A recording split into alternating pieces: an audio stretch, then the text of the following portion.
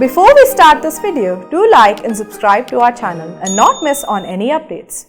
Now that we have understood how to account for dependent branches, let us understand how to account for independent branches.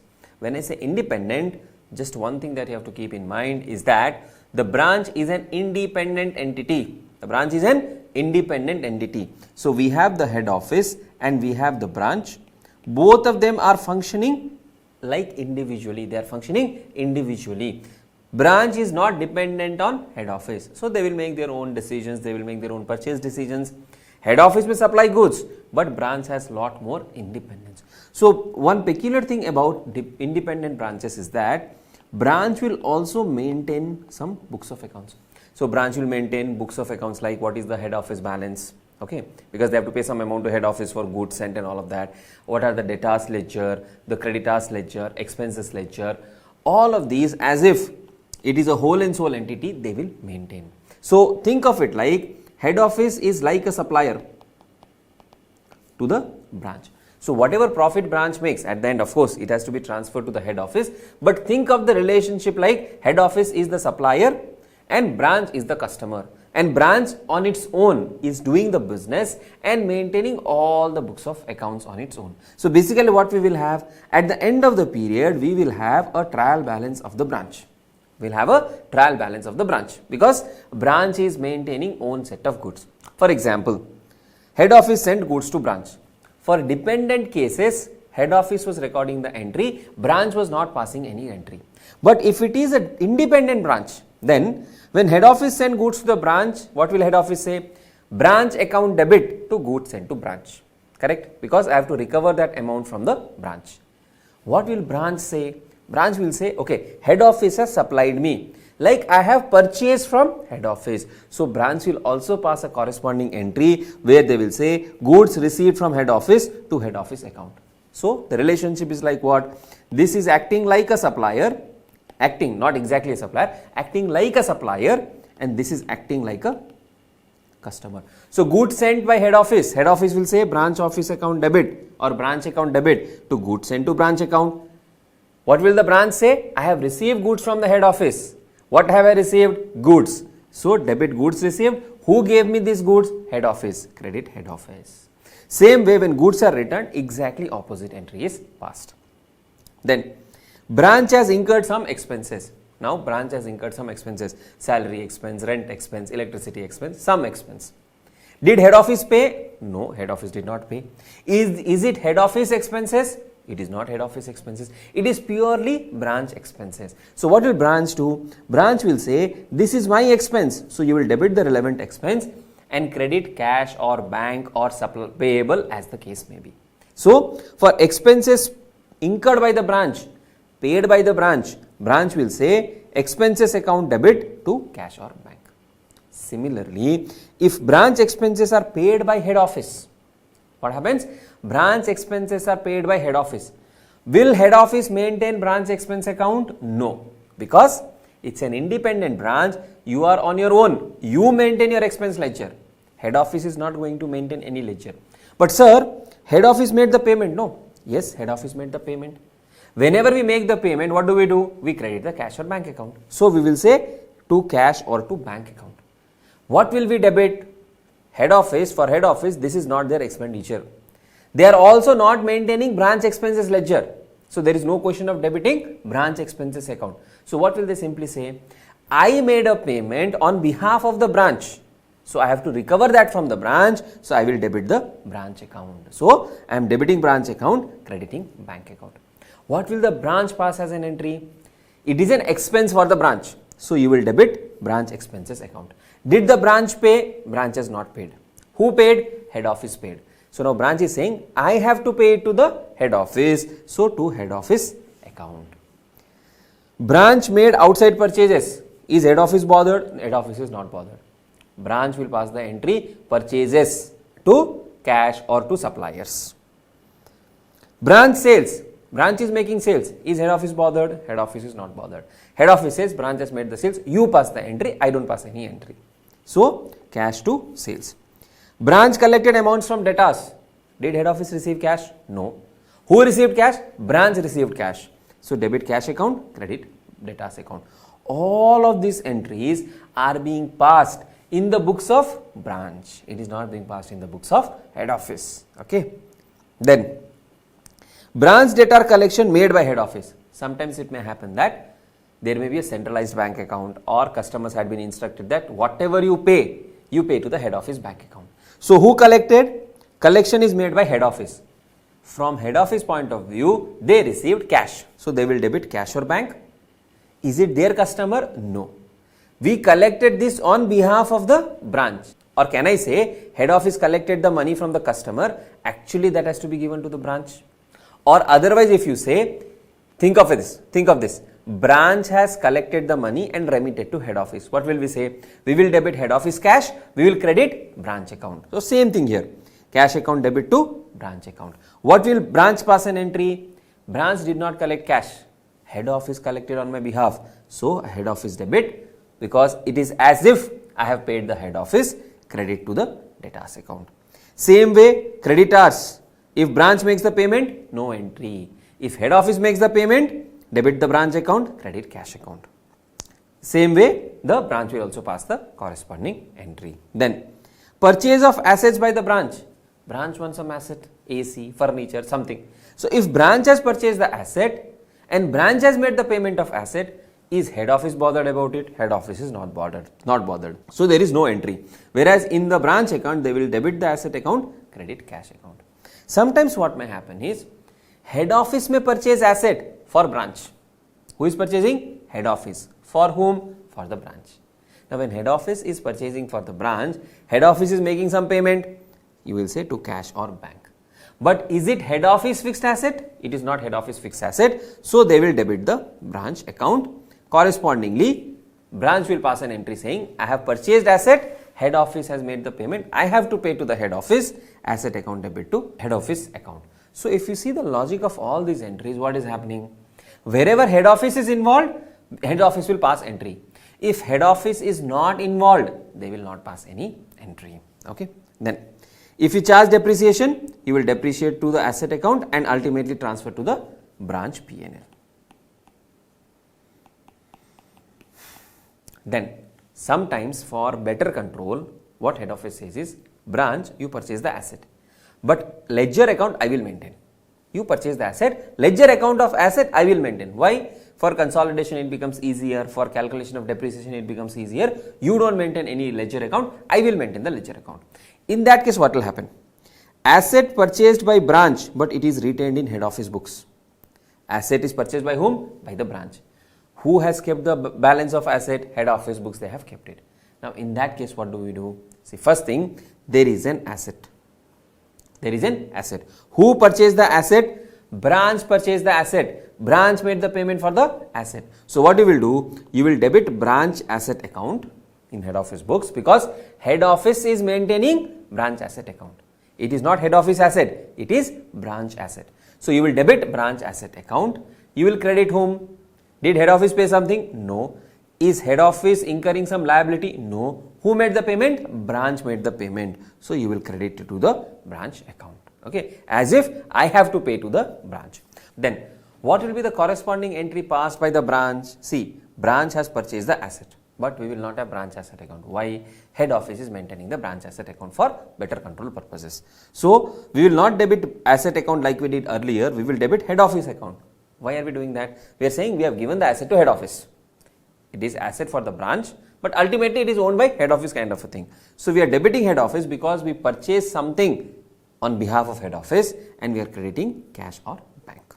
Then depreciation entry, if asset is kept by head office, what will be the depreciation entry? Please think of this carefully. The depreciation expense is for the branch.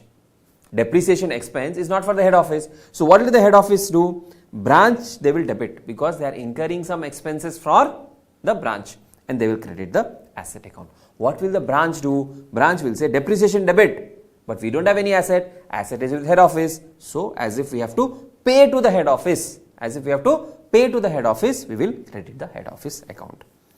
Funds remitted by branch to head office, very simple, cash to branch account. For head office, exactly opposite for the branch. Funds remittance by head office to branch, branch debit to cash or bank, exactly opposite entry is passed. Now, Do I need to by heart all of these entries? No need to by heart. As and when you do some questions, you will be able to understand, yes, for this entry, this is the impact. So as we practice the question, you will get used to all of these entries. Okay. Now let's have a look at a question. This is on independent branches.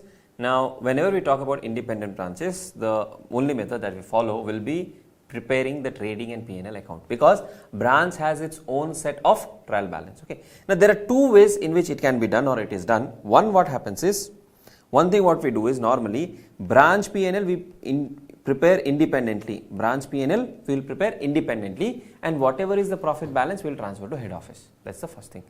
Now the second scenario or the second way in which it can be done is, whatever is the branch trial balance, branch will as it is transfer those balances to head office, as if at the end of the year we are merging the branch with the head office. So if for example branch has a trial balance which says sales 1 lakh, purchases 80,000, just for example, okay, purchases 80,000, then you have some other assets, let us say 20,000 for example. One is you prepare the P&L of the branch as it is and transfer the balance to the head office. That is one way. Second thing what they can do is they can say, okay, as on the 31st of March, we are closing the branch. If we are closing the branch, whatever are the branch balances, these are finally merged with what? Head office account. How is it that done? Say for example, sales. Branch has sales. Now we have to close the sales account and we will transfer this balance to head office. Closing the account means what? Sales has a credit balance. So we will debit sales. Sales debit to head office account. Branch will pass this entry. When they pass this entry, entire trial balance will get closed and all the balances will be incorporated in head office. What will head office do? Head office will say, I have to incorporate sales. So they will say branch account debit to sales, branch sales account. Like this, all the ledger balances can be incorporated in head office books and head office can prepare a single P&L. That is one way to do. But that does not tell us clearly how much is the profit earned by the branch. So the other method is prepare branch P&L separately, head office P&L separately. Okay. So now let's have a look at some questions. Mrs. Ramchand and Company, Hyderabad, have a branch in Delhi. The Delhi branch deals not only in the goods from head office but also buys goods and deals in them. So head office goods are also sent, some other purchases are also done. They however do not prepare any P&L but close all accounts to the head office. So they transfer all the balances to head office. Either either the head office will prepare branch P&L separately or they will incorporate all the balances in their own books at the end of the year and open them afresh on the basis of advice from their head office. So at the year end, they will close all the accounts. Next year, they will open all the accounts. The fixed asset accounts are also maintained at head office. Who maintains the fixed asset account? Head office maintains the fixed asset account. The goods from head office are invoiced at selling prices to give profit at 20% on the sale price. So 20% is the profit. So invoice price will be how much? 120. So 120 out of 20 is the profit margin. The goods sent from the branch to head office are at cost. So whatever branch is sending, it is done at cost only. From the following, prepare branch trading P&L and the branch assets account in the head office books. So branch trading account and branch P&L account and branch asset account in head office book. So here balances are incorporated by head office and head office is maintaining and preparing branch P&L account. Now this is like any other P&L account that we prepare. Sir, what about the loading? Always remember, when we follow the trading P&L method, we will record it at cost only. We will record it at cost only. Goods from head office 50,000, opening balance 15,000, purchases independently 20,000. Sir, what is the meaning of this head office opening balance? Head office opening balance means, on the debit side means, branch is saying I have to pay 15,000 to head office. I have to pay 15,000 to head office. Opening stock, HO goods at invoice prices 4,000. So opening stock received from head office is at invoice price. When we prepare the trading account, what will we do here? We have to convert this into cost price. How much? 4,000 into 20 by 120. Why? 4,000 represents 120. I need the 20 number. Opening stock of other goods 500. This is anyways at cost. Salaries, rent 7,000, 3,000, office expenses 2,000, cash at hand, cash at bank and sundry debtors. All of these are branch balances. Then sales 1 lakh, goods to head office, goods returned to head office 3,000, head office current account 15,000 and sundry creditors 3,000. So like this the entire balance is closed. Okay. Now the branch balances as on 1st of January of year 1 were as under: furniture 5,000, debtors 9,500, cash 1,000, creditors 30,000. The closing stock at branch of the head office goods at invoice price is 3,000 and purchase goods is 1,000, depreciation at 10%. All of these adjustments you are familiar with when you prepare financial statements. Now you may have a doubt, sir, here we said 1st of January, this is the opening balance. Head office current account 15,000, this is the closing balance. This is the closing balance. Now, how do we prepare the trading P&L account? Like we do normally, in the same manner we will prepare trading P&L account. Now, you may have a doubt, sir, here we have opening balance of head office 15,000 and there is another current account 15,000. Multiple ways to look at it. One, this is the opening balance, this is the net transactions during the year on the credit side. When you knock them off, it finally becomes 0. Okay. Or you can think of this as separately something is payable, this is something which is receivable from the head office, something like that. Okay. Now, when we prepare the branch balance sheet and all, these are like your capital accounts. They will behave like your capital accounts. Okay. Now, prepare trading and P&L. It is simple like we do normally. There is no complication there. So, we will do trading P&L account using our normal method. So, here I made an error. It is not 20 out of 120 because what has happened is it is 20% on selling price. So, if selling price is 100, cost will be 80. Okay. So, a small mistake on my part, be careful in the examination, and the profit is 20 out of 100 because it is on selling price, it is not on cost price, right. So, let us now do the question. In the trading P&L account, first item that will come is the opening stock. So, to opening stock, we have two opening stock, HO goods at invoice price, opening stock of other goods 500. So, you have HO goods at invoice price. Now, we have 20% profit margin. So, cost is how much? 80%. 80% of 4,000. So, here 80% of 4,000 is 3,200. Then, next is other goods. Other goods are anyways at cost only. So, as it is we can write 500. This is the opening stock. Then, we will have to see goods sent. So, goods from HO is at 50,000. Goods from HO is at 50,000. This is at invoice price. So, what we will do? We will say to goods received 80% of 50,000. We will always record it at cost, that is 40,000. Then, so HO goods is done, opening stock, and purchases is 20,000, that also is done. To purchases, how much? 20,000. Then, salaries 7,000, rent, all of these are P&L items. Sales is 1 lakh. By sales 1 lakh. Then goods to head office returned. So, when goods is received, we will say to goods received. Goods returned to head office. The question has mentioned that the goods returned to head office is at cost. So, by goods to head office 3,000. Then we have the head office goods stock, invoice price 3,000 and purchase goods 1,000. So, how much will be the closing stock?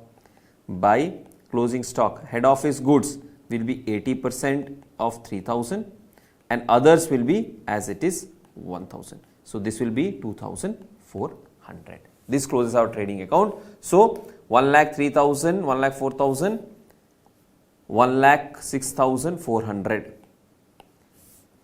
1,06,400 minus 3,700 minus 60,000. You get 42,700 as gross profit. To gross profit carry down 42,700. Okay. So, this is our gross profit. This gross profit will be transferred to the P&L account by gross profit. How much? 42,700. Now here you will book all other expenses like we normally do in case of P&L. What are the expenses? Salaries, rent, office expenses. 732. So 2 salaries 7,002.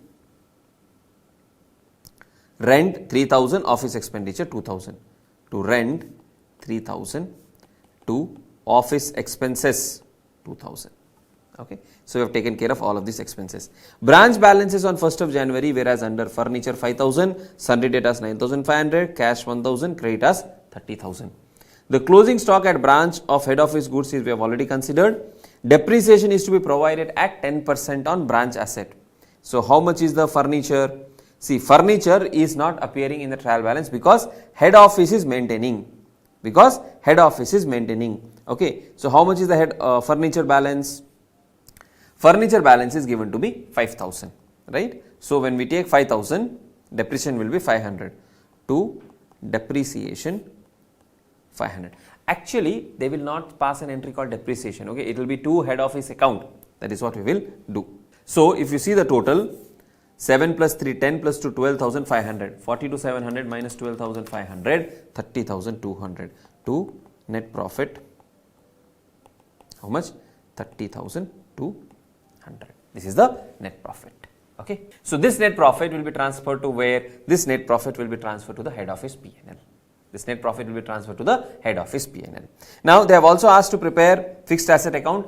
Please remember, branch is not maintaining the fixed asset account, head office is maintaining. So head office will say branch fixed asset account to balance brought down. How much is that? 5,000. By, not depreciation, by branch account. Why by branch account? If we say by depreciation account, it becomes the depreciation expense of the head office. So by branch account 500 and by balance carried down 4,500. Okay. The reason we are saying by branch account is it is an expenditure of the branch. It is not my expenditure. So I cannot say by depreciation. I hope it is clear. Now let's have a look at the next question. Ringbell Limited, Delhi has a branch at Bombay where separate set of books is used. So branch has a separate set of books. Following is the trial balance extracted on 31st December. Trial balance of head office and branch both are given. Okay.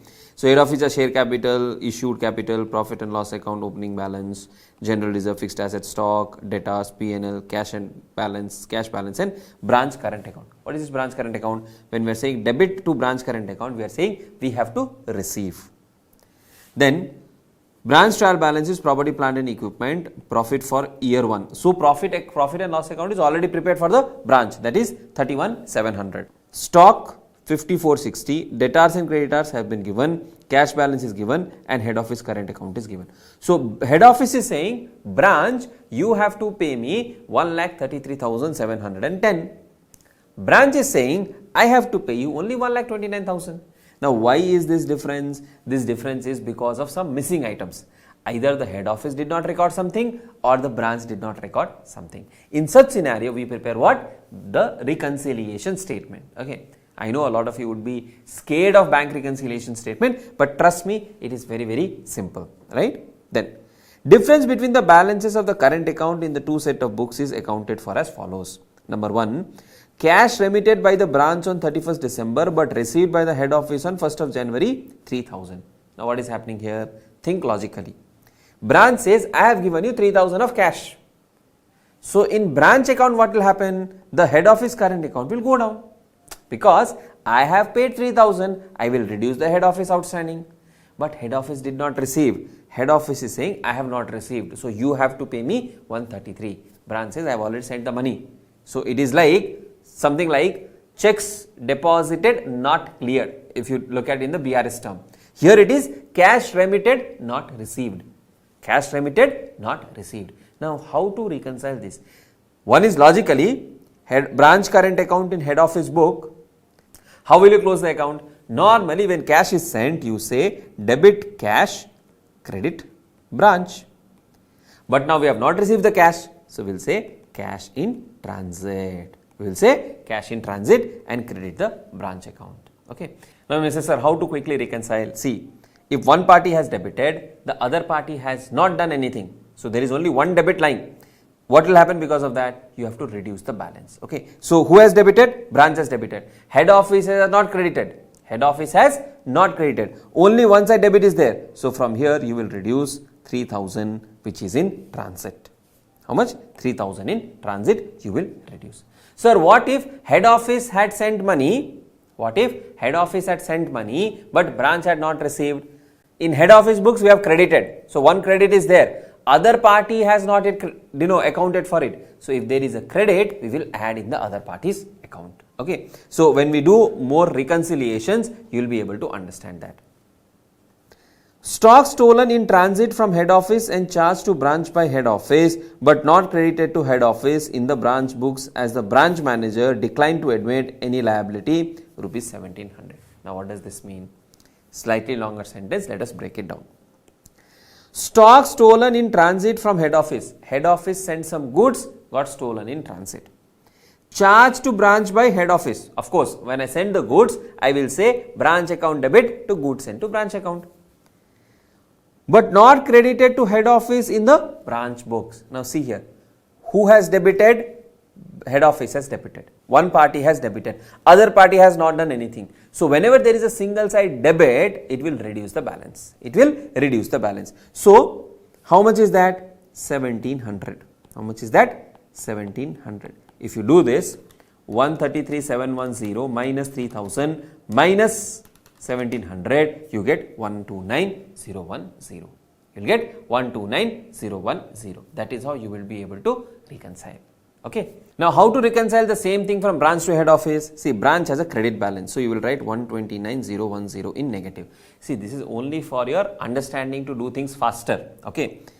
Now cash sent, who debited? Branch debited, head office didn't debit. So only one debit is there. So minus 3000. Then 1700, head office debited, branch didn't debit, credit. So another single debit you will do minus. So minus 129,010 minus 3000 minus 1700, if you do, you get 133710.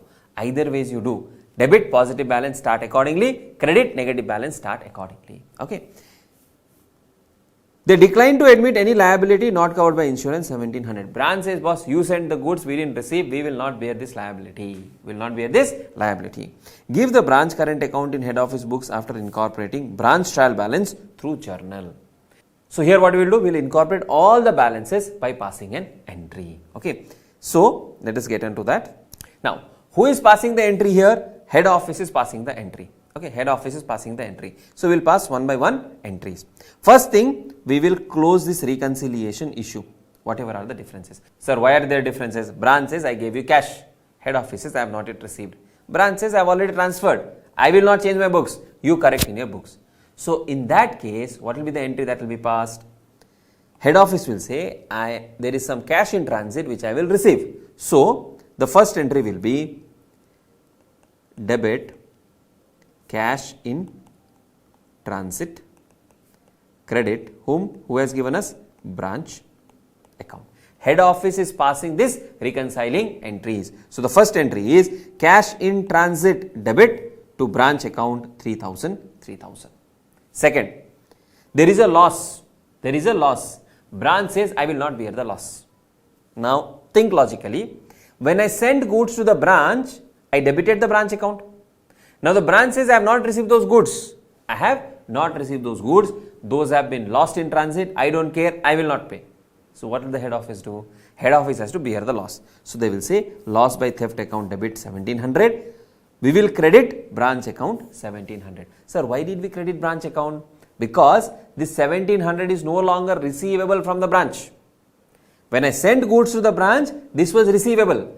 Branch did not receive the goods, branch will not make the payment, so I am crediting the branch account. Are we clear? So these are the two reconciling entries, after which this balance will tally. The head office account and the branch account in respective books will tally. Now what is the second part of the question? Incorporate the branch trial balance through a journal.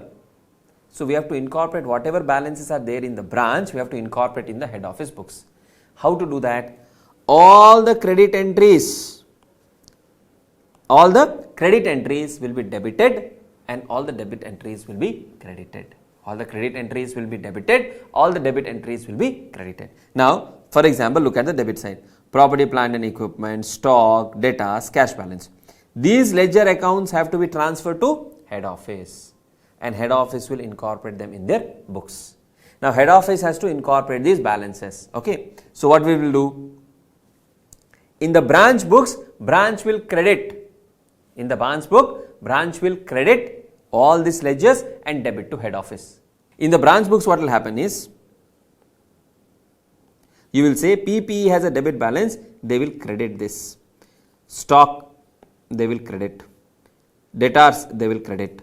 Cash balance, they will credit. And they will debit the head office. They will debit the head office. But this is the entry in whose account? Branch account. Question has asked us what? Question has asked us head office books. So when head office has to incorporate, what is happening? Head office says, I got PPE from the branch. I got stock balance from the branch. I got debtors balance from the branch. I got cash balance from the branch. All these accounts we will debit. So we will debit all the assets that we are getting. So what are we getting? Property, plant and equipment, debit. Debtors, debit. Stock, debit. Cash, debit. All of these are branch balances. Who gave us all of these balances? To branch current account. Okay. So PPE 95,000, 5460, 19,100, 6550. 95,000, then 5460, sorry, this is the stock number, 5460, then debtors 19,100 and cash is 6550. I am just referring to the question there. You can see the numbers here again. 95, 5460, 19,100, 6550. All of these are incorporated now in head office books. Whom will we credit? We will credit the branch account 95,000 plus 19,100 plus 5460 plus 6550. We will say 171110. This is in head office books. Sir, what is the entry branch will pass? I will just show you the branch books also, though not asked in the question. Branch has to close all of these ledgers, right? So they will say to PPE, to debtors, to stock, to cash. What are we actually doing? PPE has a debit balance. I am transferring that balance to head office. Transferring the balance means I am saying head office, see, I have asset worth 95,000. This actually belongs to you. So take over the asset. To take over the asset, and hence I will debit head office account. Why am I debiting? Because I have given the asset to the head office. This is the way to think while passing the entries. So to PPE, you will say 95,000, then you will have 19,100, 50,460 and 6550 with a single debit, that is 171110 to the head office account. So in other words, what the branch is trying to say is, I have to pay something to the head office. I will pay by way of transferring cash, transferring all the assets, and my account is settled. Same way credit items. What are the credit items? One is profit, one is 10,400. See, this profit is nothing but the difference between the debit items and the credit items. So this profit gets automatically incorporated when you transfer all the income and expenses item or all the assets and liabilities item. It gets automatically transferred. So we will only transfer the creditors account by passing this entry, branch account debit to branch creditors account 10,400, 10,400. After this, when we prepare the branch current account, how will it look? In the branch current account, opening balance is 133,710. So let us prepare that. Branch current account to balance brought down 133,710. Then we did rectification entries. Two items we rectified. We said we have to receive, there is some cash in transit. So buy cash in transit 3,000. Then buy loss due to theft, that was loss due to theft was 1,700. So loss due to theft, you will write in the branch current account on the credit side 1700. Okay. Then we received all of these assets, so by sundry assets. How much is the sundry assets? 171110. We got liabilities also, to creditors. How much is the liability? The liability is 10,400. See, on the credit side I wrote sundry assets. If you want, you can write individually by PPE, by stock, by debtors, by cash also. Okay, so this number is how much? 10,400. So you will add 10,400 on the debit side of the branch current account. Okay. Now if you see 133710 plus 10,400, you get 144,110. Then 3000 plus 1700 plus 171110. This is 175,810. If you see the difference, 144,110, difference is how much? 31,700. This difference is nothing but the profit. 31,700, the profit that has been earned in year 1. Okay. So whatever profit has been earned in year 1, what will the head office say? I have earned profit of 31,700. Branch has to give me this profit of 31,700. It is my share. So to profit and loss account 31,700. I am incorporating the profit element and debiting to the branch. Sir, why are we debiting to the branch? We are debiting to the branch because branch has made profit. That profit belongs to me. So whatever is there in the branch as profit, I have to receive. So I am debiting the branch, crediting the P&L account. Okay. Once again, quickly, to incorporate the balances in head office books, what we will do? If I have received assets, I will debit the assets. If I have received a liability, I will credit the liability with a corresponding entry to which account? Branch account. How will branch close the books? If there is an asset, they will credit the asset. If there is a liability, they will debit the liability and transfer everything to the head office. Transfer everything to the head office. Okay. So like this you will maintain the branch current account. So this account will now be closed at the year end.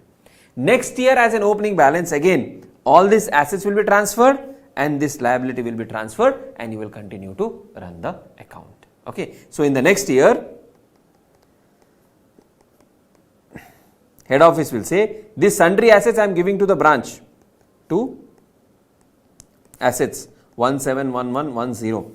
I am also giving a liability to the branch, sundry creditors, debit 10,400. Sir, why are we debiting sundry creditors? These are branch creditors. I am showing them as my closing balance in the head office books. In the opening next year, I am transferring them back to the branch account. So the difference 171110 minus 10,400, you have branch account 160710. Now this 160710, if you look at it from the previous year, it is nothing but the balance of 129,010 plus 31,700, you get 160710. So I am now saying branch has to give me 1,60,710. Okay. Now this question had give branch account done after incorporating the branch trial balance to the journal. We will also see how the head office P&L will look. Head office P&L account will look like opening balance 25,310. By the current year profit of head office 52,200, that is given to us in the question. 52,200. By branch profit 31,700. To loss by theft, whatever we have lost due to theft 1,700, and the balance carried down 107,510. Okay, this is how the P&L for the head office will be prepared. I hope you are clear with the logics of passing the entries and rectifying. In this question, what did we do? First, we rectified the entries. Then, we closed the branch account assets and branch account liabilities by transferring them to head office. The balancing figure that was left represents 31,700, represents profit. So, for that also you can actually pass an entry. Branch account debit 31,700 to P&L account 31,700. In the next year, when the assets accounts are again opened and liabilities account are again transferred, you will just transfer all the assets and this liability of 10,400. The difference being the opening balance with the branch, which is nothing but opening balance plus profit of the previous year. Sometimes if you are getting confused, think of it like a capital account. This head office current account is nothing but capital account. To the capital account, what do? We add the profit earned during the period. So same thing, that is what we have done. Let's now have a look at the next question. In this question, we will bring in the concept of wholesale prices for independent branches. Now, what I have told earlier, whenever we are preparing P&L or trading P&L method, we will follow the cost basis only. We will convert everything into cost and record it. But whenever there is a wholesale price concept, branch will record basis the wholesale price. Okay, branch will record basis the wholesale price, and if at all there is any unrealized profit or loss, we will reverse that thing. Okay, meaning to say, if 100 is the cost, 20 is the profit to head office, 120 is the wholesale price. Branch accounting will be done basis wholesale price. Branch accounting will be done basis wholesale price, and subsequently whatever is unrealized profit or loss will be reversed by the way of stock reserve. Okay, very important question. Mark it as important. Also try to solve it on your own once you have done this question. KP manufactures a range of goods which it sells to wholesale customers from its head office. In addition, the head office transfer goods to a newly opened branch at factory cost plus 15%. They are into manufacturing. Whatever is the factory cost, that is whatever is the manufacturing cost, on that they add 15%. Meaning to say, if the cost is 100, I will add 15% margin and my wholesale price is 115. The branch then sells these goods to the general public on cash basis. So there are no debtors, there are no outstanding. The selling price to the general public is designed to give a gross margin, that is selling price less cost of goods from HO, of 30% of the sales value. What does this mean? Say 100 is the factory cost. Factory makes 15 of profit and transfers at 150. Whatever price the branch is selling, the branch makes a profit of 30% of the final sales value. So, if the final sales value is 100, they make profit of 30. So, the wholesale price should be 70. This is the relationship. I am again explaining it to you. Head office cost is 100, profit is 15, wholesale price is 115. Branch, if branch selling price is 100, then profit is 30, the cost from head office should be 70. In other words, 115 represents 70. That is how we can understand. 115 represents 70. So, what will be the selling price? Selling price will be equal to 115 by 70%. So, if I do 115 divided by 0.7, I get 164.28. I get how much? 164.28. Now, this 164.28 is final selling price to the retail customers. How much is profit in this? Into 30%. Profit is 49.28. Minus, if I do, I get 115. This is what? This is the wholesale price. In this 15 is the factory profit. Cost will become 100. This is how we will reverse work, if at all it is required. Okay, so the cost to head office plus profit, that is the wholesale price of 115, represents 70% of the final selling price. That is how we will understand. Okay, this entire information is not useful in this question, but if at all you have to compute, you have to follow the logical aspect. How will we compute once again? If cost is 100, head office cost, profit is 15, wholesale price is 115. This is 70% of final selling price. So, final selling price is equal to 115 divided by 0.7, we get 164.28. Okay, moving on.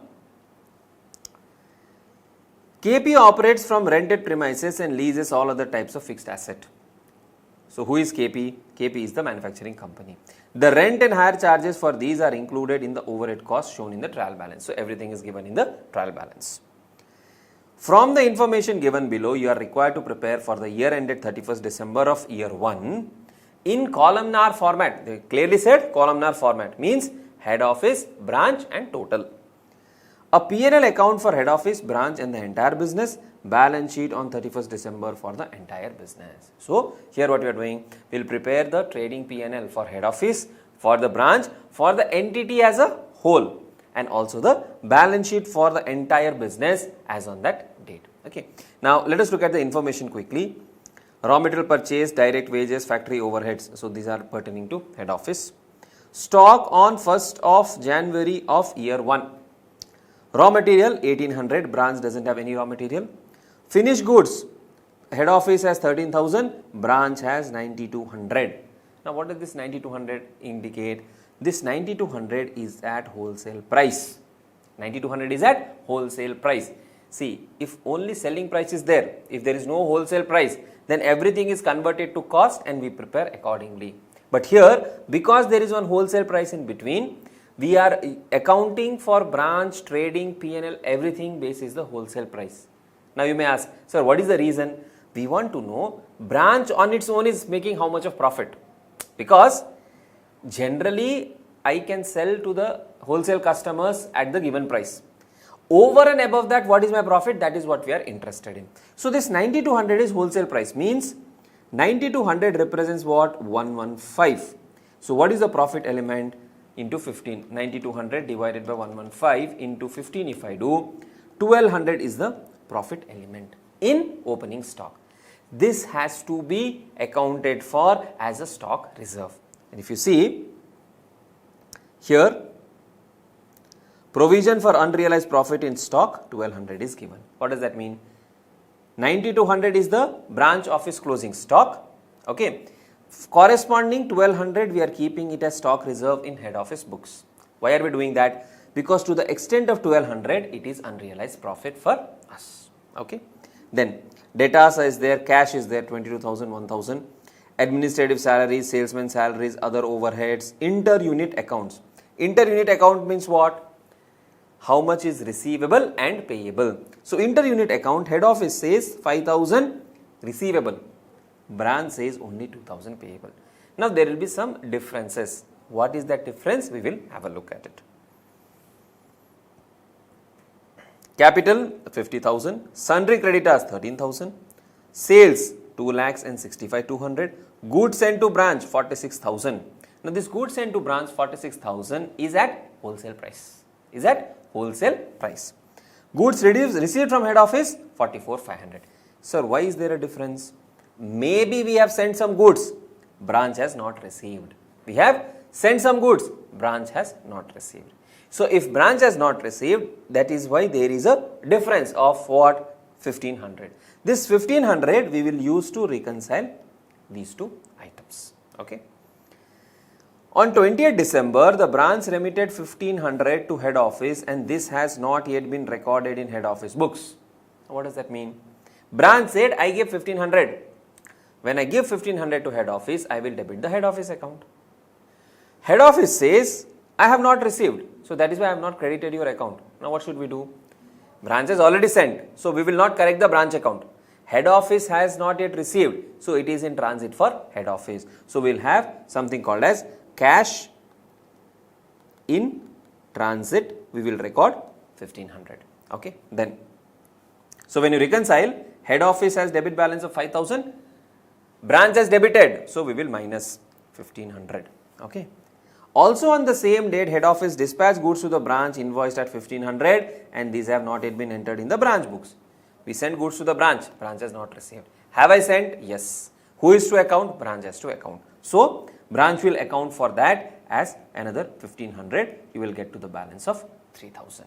Now who will correct the books? One side branch will correct, one side head office will correct. It is the company's policy to adjust the items in transit in the books of recipient. Generally, this is the policy followed. Even if it is not mentioned, we will follow the same policy. The stock of raw materials held at head office on 31st December year 1 was valued at 2300. This is what? Closing stock. You were advised that there was no stock losses at head office or branch. What does that mean? If there are no losses, then the branch would have earned 30% on selling prices gross profit. It is KB's practice to value finished goods at the head office at factory cost. So goods will be valued at factory cost only. Factory cost means whatever is the cost, that is cost of raw material, cost of direct wages and factory overheads put together, whatever the amount comes, at that value we will do the valuation. There was no opening or closing stock of work in process. Whatever has been manufactured has been, whatever is in the process of manufacturing is already completed. Branch employees are entitled to bonus of 156 under a bilateral agreement. Now, this is a bonus payable. Now, we read the question first so that you get an overview. But in the examination, as and when you reach to a particular item, immediately post it in the ledger account. So, while doing it in the examination, because we have to prepare 3 columns, if vertically the space is not sufficient, you can do horizontally also. But try to fit it in vertical format. We will need 3 columns, head office, branch and total for the business. Head office, branch and total for the business. Okay. So, we'll start with trading account and then we'll go ahead and prepare the P&L account and the balance sheet as required by the question. So now let's start solving this question. How to approach? We need 3 columns, head office, branch and for the entire business. So first we'll prepare the trading P&L, trading and P&L account. Okay. So need 3 columns. So we have 3 columns, head office, branch office and for the business as a whole. Head office, branch office and the business as a whole. Okay. Now, how do we prepare trading and profit and loss account? Please understand, it is a manufacturing entity. It's a manufacturing entity. So, you have opening stock of raw material, you have opening stock of finished goods, all the things have to be captured. Now, first thing that comes to the trading account is opening stock. We have raw material and finished goods. First thing. Raw material, as far as raw material is concerned, when we prepare the manufacturing account, we'll debit raw material on one side and we'll credit the closing stock on the other side and we'll also debit the purchases. So what I mean is, whenever we have raw material, we will debit to opening stock, to purchases by closing stock. You can follow this approach. Or you can net off everything and say how much is raw material consumed. Both of them are correct. Okay, so I will show you both the ways.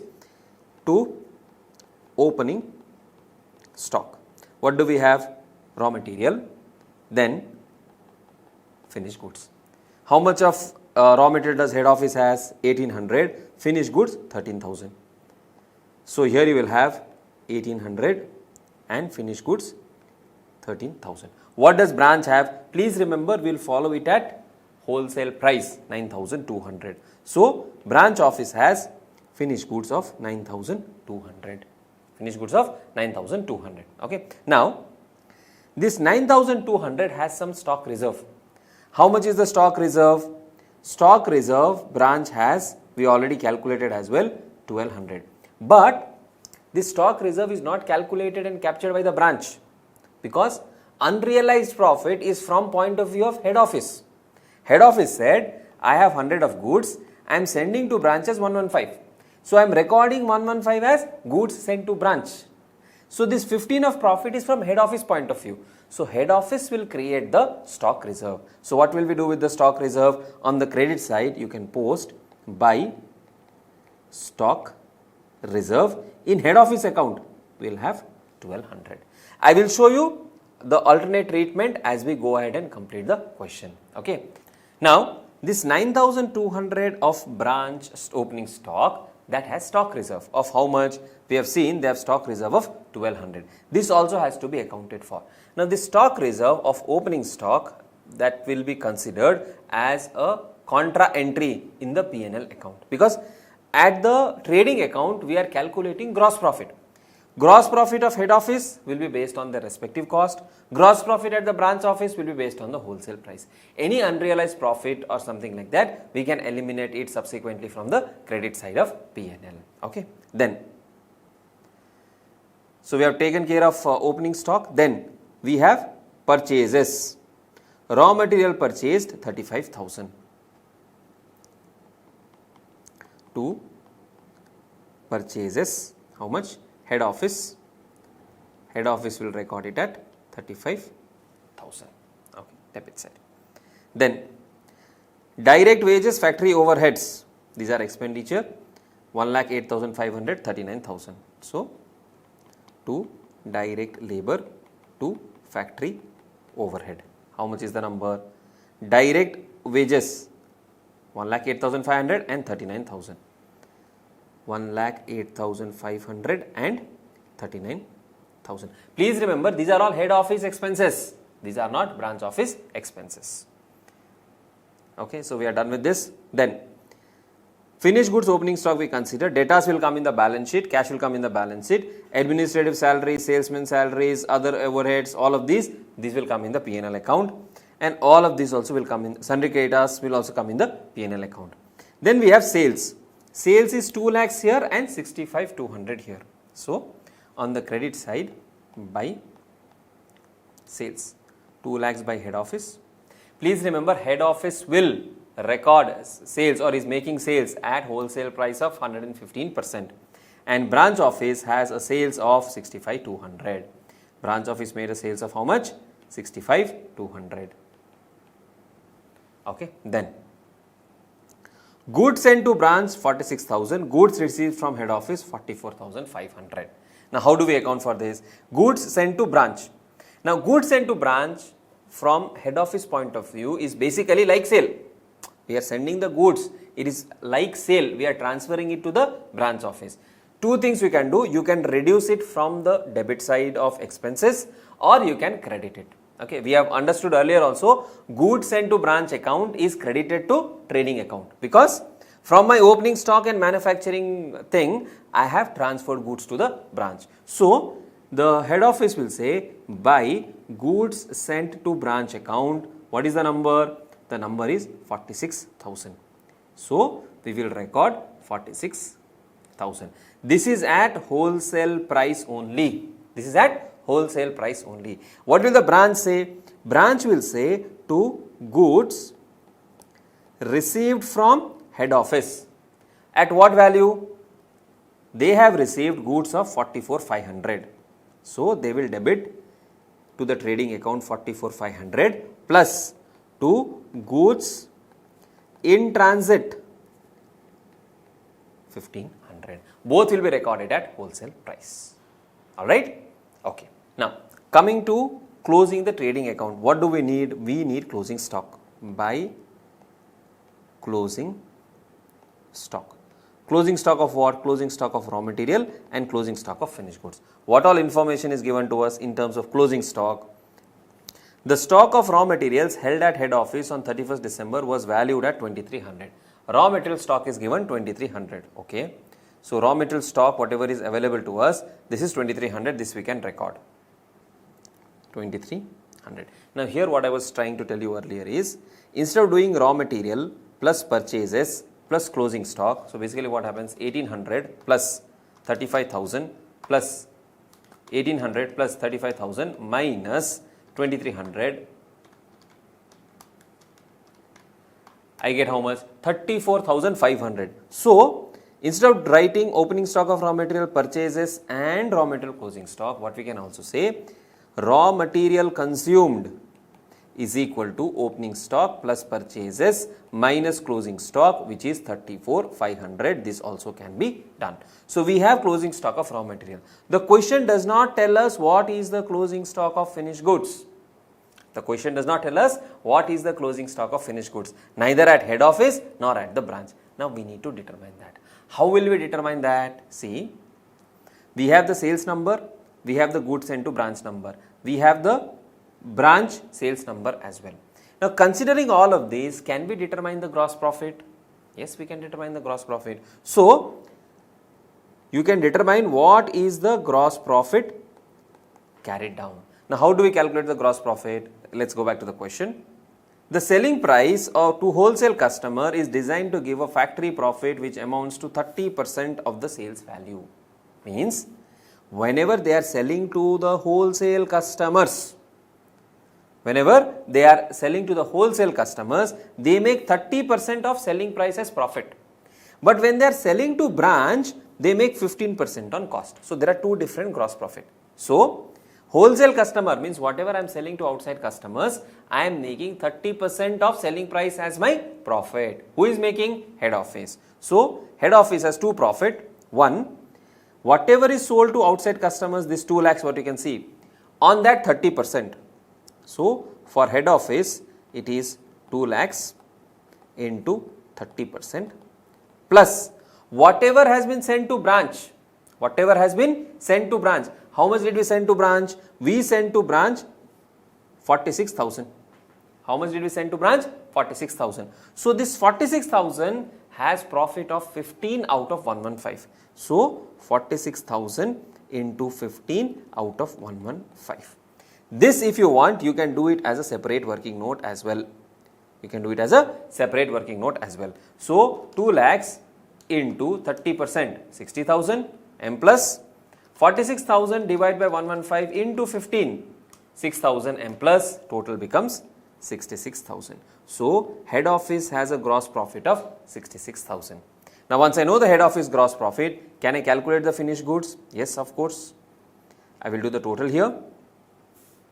So let us total the head office side. 1800 plus 13,000 plus 35,000 plus 108500 plus 39,000 plus 66,000, I get 263300. 263300 minus 246 minus 2300, I get 15,000. So finished goods 15,000 is the balancing figure which I can consider. Finished goods is 15,000, which is the balancing figure I can consider. Okay. Then for branch, sales is how much? 65,200. What is the profit they make? The selling price to the general public is designed to give a gross margin less cost of goods from head office of 30% of sales value. So here also it is 30%. 65,200 into 30%, 19,560. So here the gross profit is 19,560. So 9,200 opening stock plus 44,500 current year sent goods plus 1,500 in transit plus 19,560, 74,760. 74,760 minus 65,200 if I do, I get closing stock of finished goods 9,560 at the branch. Okay. So this closes our head office and branch office trading account. Now for the business as a whole, how do we prepare? Okay, for the business as a whole, how do we prepare? Opening stock of raw material 1800, 13,000 plus 9,200, 13 plus 9 22, 22,200. Purchases 35,000. Direct labor 1,08,500. Factory overhead 39,000 as it is. Goods received from head office and goods in transit. Now this 44,500 and this 1,500 actually knocks off this 46,000. So these are contra entries. So this will be eliminated when we are preparing for the business as a whole. Okay. So there will be no item here and there will be no item here. Then sales 2,65,200. Closing stock of raw material 2,300. Finished goods 15 plus 9 24, 560. Gross profit will be 66 plus 19. 66 plus 19, 85. So gross profit will be 85, 560. The only thing you have to keep in mind is inter head office and branch transfer. Goods sent to branch, goods received from head office, they will be eliminated when we are combining the two P&L. Okay. So gross profit is 85, 560. Now overall what you have to keep in mind in this question is branch office will record everything at wholesale price, goods received, closing stock, opening stock. Then when there is no loss and when there is no other information about gross profit being lower than the normal gross profit, and if closing stock number is missing, you can calculate the gross profit using the gross profit margins given in the question. So we calculated head office sales profit and goods sent to branch profit, because when we send goods to the branch, there also we are making some profit, right? So like that we will calculate how much is the gross profit by sales and by goods sent to branch and by branch office. Now we will move on and prepare the P&L account. Before that, there is another way to calculate closing stock at head office, that is what is the total cost, raw material consumed, How much is raw material consumed? We calculated here 34,500. 34,500. What is the direct labor? Direct labor we calculated 1,08,500 and overhead 39,000. 1,08,500 and overhead 39,000. This is the total cost. So 1,08,500 plus 34,500 plus 39,000. Total cost is 1,82,000. What is cost of goods sold? 2 lakhs is sold, right? 2 lakhs includes profit. So we need 70% of this. That is the cost, 1,40,000. Cost of goods sent to branch. We sent how much? 46,000. This 46,000 represents 115. We need 100 out of that. So 46,000 divided by 115, we get 40,000. So 1,82,000 minus 1,40,000 minus 40,000 if you do. So basically 1,82,000 is the goods manufactured. 140 you send to the branch. 140 you sold to the customers. 40 you sent to the branch. So you are left with how much? 2,000 plus you have opening stock of 13,000. So closing stock becomes 15,000. This is another way to calculate and you will get the gross profit number. Okay. Now we'll prepare the P&L account again for the head office, for the branch and the business. Head office, branch and business. Okay. So first profit carried down 66, 19,560 and 85,560 by gross profit. 66, 19,560, 66, 19,560 and the total is 85,560, 85,560. Now from here what we will do, we will see what are the other expenses. Administrative salaries, salesman salaries, other overheads, these are the expenses. Okay, so we'll note down these expenses. Administrative salaries 13,900 and 4,000. 2 salaries 13,900 and 4,000. So in head office you will have 13,900, in branch office you will have 4,000, total for the business will become 17,900. Then next item is salesman salaries 22,500 and 6,200. 22,500 and 6,200. 22,500 plus 6,200, you get 28,700. This is what? This is to salesman salaries. So this is admin salaries, this is salesman salaries. Okay, it's not to sales. Okay, salesman salaries. Then other administrative and selling overheads 12,500 and 2,300. 12,500 and 2,300. So 12 plus 2, 14. 14,800. 14,800. What are these? These are other overheads. Then are there any other items of expenses? There are no other items of expenses, right? Now what we need to do? We need to figure out how much is the net profit. Now always remember, when head office has sent goods to the branch, they have recorded it at 115%. This credit item has profit element. This opening stock of branch 9,200 has profit element. This closing stock of branch also has profit element. Now, how do we understand how much of profit is realized and how much is unrealized? Whatever is there in the stock, to that extent it is unrealized. Whatever has been sold off, to that extent we have realized. Means what? In the opening stock there is unrealized profit, we calculated that, of 1,200. In the closing stock, how much is unrealized profit? 9,560 into 15 divided by 115. 9,560 into 15 divided by 115. This comes to 1,247. Opening stock had unrealized profit of 1,200 which we realized in the current year. and closing stock has unrealized profit of 1247, which we will realize in the next year. Now there are two ways to understand this. One, I can say by stock reserve opening, how much? 1200. Opening stock reserve 1200, and I can also post on the other side to stock reserve closing, how much? 1247. Correct? 1200 from opening stock, it was unrealized in the previous year, we are realizing in the current year. So I will credit my P&L.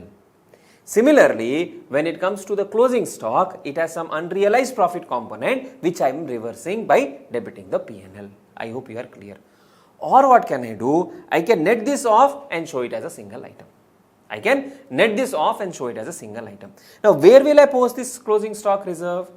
I will not post it in the branch, because branch is buying at wholesale price and selling it ahead. So I want actual profit from the branch. So this unrealized profit, because head office has recorded, please understand this, unrealized profit head office has recorded by crediting higher amount. That is what I will have to reverse now. So what I can do, I can either do 1247 here and 1200 here, or what I can do, I can have a single item of 47 here. Both ways are okay. I hope you have understood the logic. So closing stock reserve under head office column we will show 47. In the total column also we will have 47. Then is there anything else?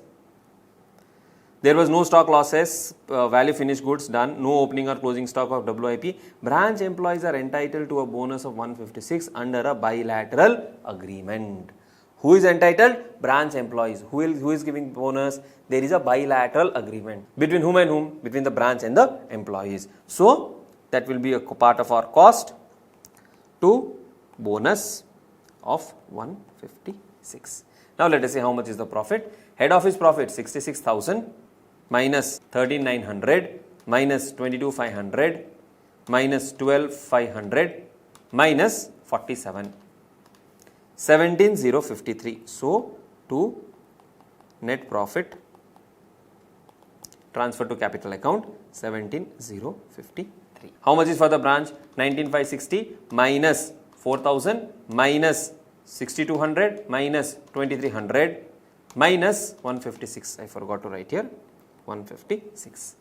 If I do that, I get how much? 6,904 plus 17,053. For the business, it is 23,957. Right? So that takes care of the P&L. Now let's look at the balance sheet. They have asked for business as a whole, but we will still do the breakup. Head office, branch, total. Okay. Now in the balance sheet, what we will have? One is the capital account.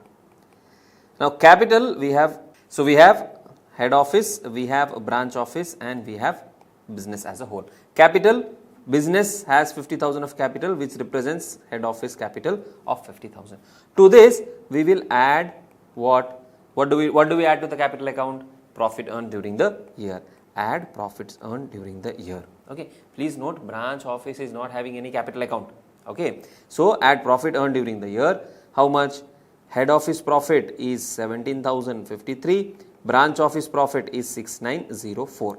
So 17,053 plus 6,904, we get total profit to be 23,957. 23,957.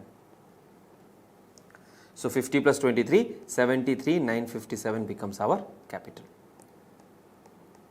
Becomes our capital. Okay. Then creditors. Then creditors. How much is the creditor? Creditor balance, if you see, you have sundry creditors balance 13,000. Only head office has it. So 13,000. Branch office doesn't have anything. So total is 13,000. Then provision for unrealized profit, I will tell you how to adjust that. Then we don't have any other items on the liability side. Yes, there was this bonus payable, right? 156. That also we need to show. Bonus payable. How much? 156. In the outside column also 156. Come to asset side. What do we have on the asset side? On the asset side, we have debtors and cash. 37,000, 22,000 plus 1,000.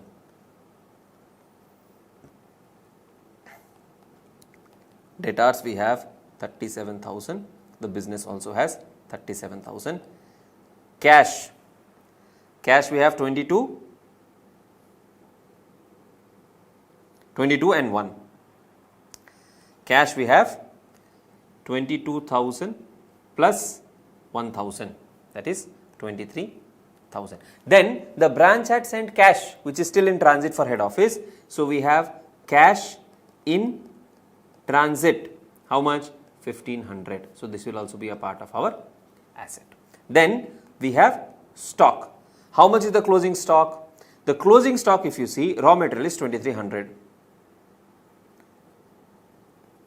Closing stock of raw material is 2,300. You will note as it is as 2,300. Then we have closing stock of 9,560 at the branch. Now this finished goods, we have closing stock of 9,560 at the branch. Now this 9,560 not only includes physical stock, it also includes stock in transit. Sir, how does it include stock in transit? Because we arrived at this 9,560 by doing what? By calculating the gross profit. We calculated the gross profit and whatever was the balancing figure, we took 9,560. This 9,560 includes both stock in hand and stock in transit, both of these. Okay. Now this 9,560 stock is there. It is at what price? Wholesale price. It is at wholesale price. Now 9,560 divided by 115 into 15 if we did, we got 1,247 as stock reserve. So stock reserve has to be reversed from the finished goods inventory. We cannot show finished goods inventory at wholesale price. We have to show finished goods inventory at cost price. So this 9,560 for the branch it is okay, but we have to reverse the stock reserve. Where will we reverse the stock reserve? In the head office. So head office will have stock reserve of 1,247. Now for the business as a whole, finished goods of head office is 15,000. Finished goods for branch is 9,560. 15,000 plus 9,560, we get 24,560. If I write 24,560 here, it becomes incorrect because it includes profit element. So what will I do? I will reduce the stock reserve from this side, 1,247. So instead of writing 1,247 here, I will reduce it from the stock. So how much will that amount be? That amount will be minus 1,247, 24,560 minus 1,247, I get 23,313. That is the value of closing stock. Okay, I am repeating once again. This stock reserve what we recorded 1,247 here, we will not show it in the outside column on the credit side. It is not a liability. It is basically adjustment to the stock value. So 24,560 is the total stock value, 1,247 is the stock reserve, net amount to be shown is 23,313. Okay. Then in the business as a whole, head office will not have any branch account will not have any head office account because we have combined both of them. But individually head office will have a branch account and branch office will have a head office account. What is head office account balance? In head office account, branch account is being shown at 5,000. So in the head office books, we are saying there is something called as branch account. How much? We said 5,000. Head office is saying branch has to pay me 5,000. Then we realized, oh, 1,500 is in transit. 1,500 is in transit. So will branch pay me 1,500? They will not pay. So minus 1,500. So branch account will be 5,000 minus 1,500 which is in transit. That becomes 3,500. Then this profit element of 6,904, who will give me? Who will give it to the head office? Branch has to give it to the head office. Whenever branch has earned profit, that much amount is receivable from the branch. So we will add the profit element of 6,904 plus 6,904. If I do, I get 1,0404. Writing neatly, 1,0404. Same way in the branch books, branch says I have to pay how much? Branch says I have to pay 2,000. 2,000. Then there is some stock in transit 1500. For that also I have to pay 1500. I'll have to add 3500. Then I also have to transfer the share of profit 6904. It becomes 10404. So here you will have in branch account, you will have head office account, that is 10404. Outside column will not have anything because this 10404 receivable and payable will offset each other. The receivable and payable will offset each other. Okay. So in real life, how does it happen is, see, this is the branch office account. Here also you have branch office balances. All these balances, when you incorporate to head office, the net amount that will come will be 10404. Okay. That is how the accounts will be closed. So basically, cash will be incorporated, finished goods stock will be incorporated, net of reserves, right? Then your 156 of payable will be incorporated. When you incorporate all these assets and liabilities, the net amount that comes is 10404. Okay. So that is basically how it will be tallied. So you can do the total of the accounts and you will see the accounts have tallied perfectly. Okay. So 50,000 plus 23,957 plus 13,000 plus 1247, I get 88,204. 88,204. Here also you can do the total, you will get 88,204. Like that you can total for branch office account and business account as a whole. Now this is one question which is important from examination point of view as well, because there is one adjustment of wholesale price and retail price being different. Always the branch account P&L will prepare using wholesale price only, because we want to know based on wholesale price how much profit has the branch given us. So we will prepare everything considering wholesale price only. Okay. Then stock reserve will be adjusted in the head office account. How to calculate stock reserve? Opening and closing, the net difference you can adjust directly. Apart from that, preparing this trading P&L and balance sheet is the normal thing that you have learned even in foundation and even in final accounts in CA entered. So mark this question as important. You need to definitely practice this once on your own so that you know how the numbers are flowing from one account to another account. Now in the previous question we saw how do we prepare the branch P&L, the head office P&L and also prepare the balance sheet. Typically when we talk about independent branches, what happens is the branch has maintained its own set of books, which means the branch has its own trial balance. The branch has its own trial balance. Now what do we generally see in a trial balance? In any trial balance, if you see, you will have asset account, you will have liability account, you will have income accounts, you will have expenses account and you will have capital account. Now in case of branch, in case of independent branches, what happens is this capital account doesn't exist. Instead of that, we will have something like a head office account, which is something similar to capital account. Okay. So we will have head office account. So we will have asset account with debit balance, credit balance of liability, credit balance of income, debit balance of expenses and generally a credit balance of head office account, because branch has received goods from head office, branch has sold those goods, made some profit, everything has to be given back to head office. Now at the year end, what we need to do is we need to close this branch trial balance. We need to close this branch trial balance because head office needs to prepare the combined P&L of head office plus branches. So what will head office do? Head office will take its own income, own expenses, all those items, plus it will also incorporate branch P&L items. Now there are two ways to do it. First way is branch prepares its own branch P&L and this P&L is transferred to head office. Second option that is available is branch transfers individual accounts, that is the nominal accounts, to head office. Okay. The real accounts, the asset accounts and the liability accounts, these are generally retained at the branch and branch will prepare its own balance sheet. In some circumstances, even these may be transferred to head office depending on the question.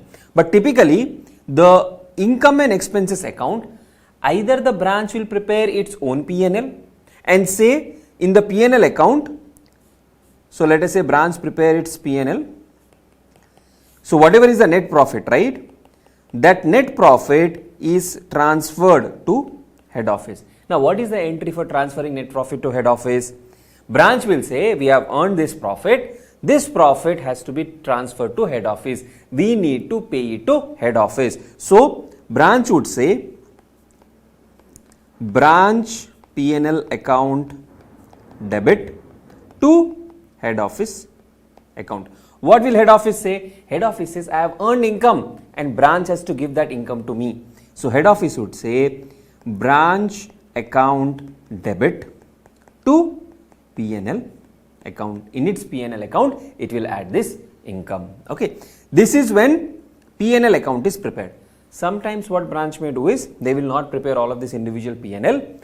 All the income items and expenses items are transferred to head office. What do I mean by that? Say for example, there are sales at branch. Now, what balance does this sale account have? Sales will have credit balance. So what will branch do? Branch will close the sales account by debiting sales.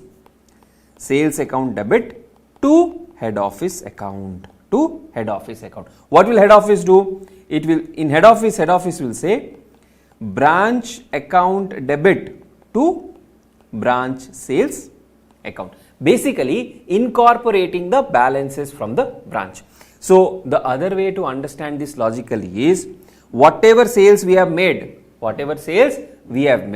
that has to be given to the head office. So we are debiting sales, crediting head office as if we have to pay it to the head office. This is how closing of accounts happens at the branch level. Okay. Now what we will do, we will take one question and see how to close the accounts, how to prepare the ledgers and how the closing balances are handled.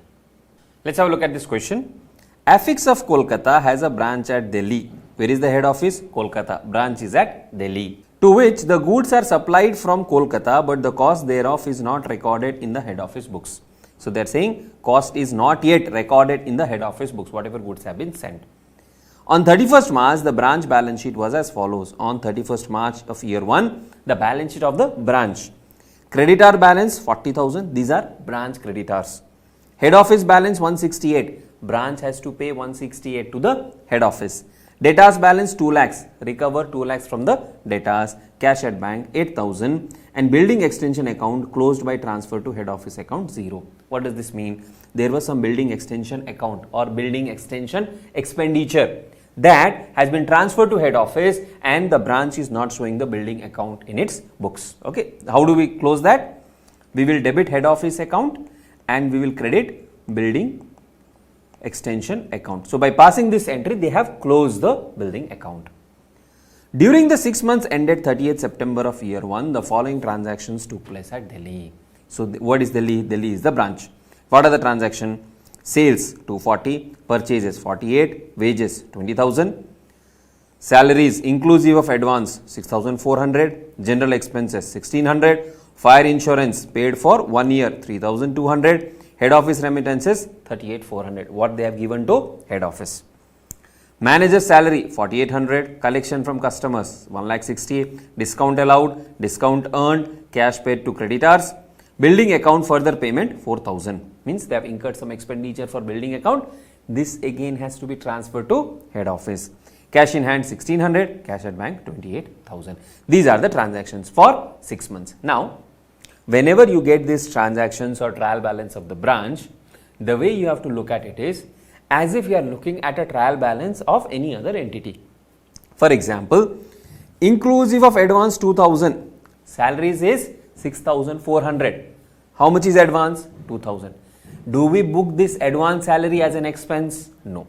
This advance salary of 2,000 will be recorded as an asset. So like you close normal trial balance while preparing final accounts, same way you have to do it in this case as well. Okay. Set out the head office account in Delhi books, branch balance sheet as on 30th September and give journal entry in Delhi books. So first what we will do, we will see how do we close these ledger accounts and then we will pass the journal entries for those, whichever accounts have to be closed. Then we will prepare head office account and we will prepare the branch balance sheet.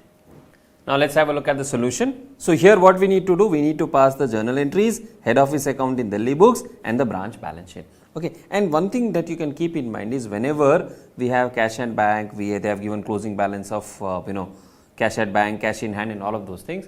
On safer side, we can prepare the ledger accounts to figure out if at all there is any missing information. Okay. Now first thing, to close all of these ledgers, we have to close all of these ledgers. Closing of ledger means whatever are the nominal accounts have to be transferred to head office. It has to be transferred to head office, and whatever are the balance sheet items, those balance sheet items have to be presented in the balance sheet. Now one thing here is building account has to be closed, because in the question we can see building extension account is closed by transfer to head office. So that account also has to be closed. Now coming to nominal accounts, sales account has to be closed, purchases, wages, all of these accounts has to be closed. But before closing, we have to see, is there any adjustment required there? For example, salaries inclusive of advance 2000. What does this represent? This 2000 represents an asset. So asset will be retained at the branch, only the expense of 4400 will be transferred. Same way, fire insurance paid for 1 year 3200. We are preparing only for 6 months. So we will transfer only 6 months expenses, balance will be considered as prepaid expenses. Then this building account of course will be transferred, and there are no other adjustments. So first what we will do, we will figure out the adjustment. So here salary advance we have to retain at 2000 and prepaid expenses 1600. These have to be retained at the branch account itself. So let us pass the entry for that. Journal entries. First, salary advance account. So salary advance account 2000 to salaries account 2000 being advanced salary, right? So that is the first thing. Then second, prepaid expenses. Prepaid expenses debit 1600 to fire insurance 1600 being prepaid fire insurance recognized. Okay. In examination, you can just write 4 or 5 words of for narration. No need to write paragraphs and sentences, right? So these two are done. After this, what happens? Salaries will now become 4400 and this account will now become 1600. These are the two adjustments. Now, side by side, you can present these items in the balance sheet as well so that you don't forget. So what we will do, you can leave a couple of pages for journal entry and prepare branch balance sheet. Now, in the branch balance sheet, you will have assets and liabilities. Whatever information we have, we will start posting. So, we have salary advance 2000 and we have prepaid expenses 1600, because these two items we are sure there is no further adjustment. Okay. Then after that, what we will do, all these other nominal accounts will transfer. So whatever has credit balance will be debited, whatever has debit balance will be credited. Now you can do credit items once and debit item once, that is up to your comfort. You can combine both of these and pass a single entry as well, that is also fully up to you. Okay. So what we will do, sales debit. So let us identify sales account debit, then discount earned, this will be debited, that is a credit account. That's it. So these two items, sales and discount earned. So the next entry will be sales account debit, discount earned account debit. To whom? We are transferring these balances to head office account. How much is the sales? Sales they have given 2,40,000, so this is done, and discount earned is 1,200. So 2,40,000 and 1,200. So you have 2,40,000 and you have 1,200. Total will be 2,40,000 41,200 to head office account, being income account transferred to head office. Okay. Then we will transfer the expenses account. What are the various expenses account? Purchases, wages,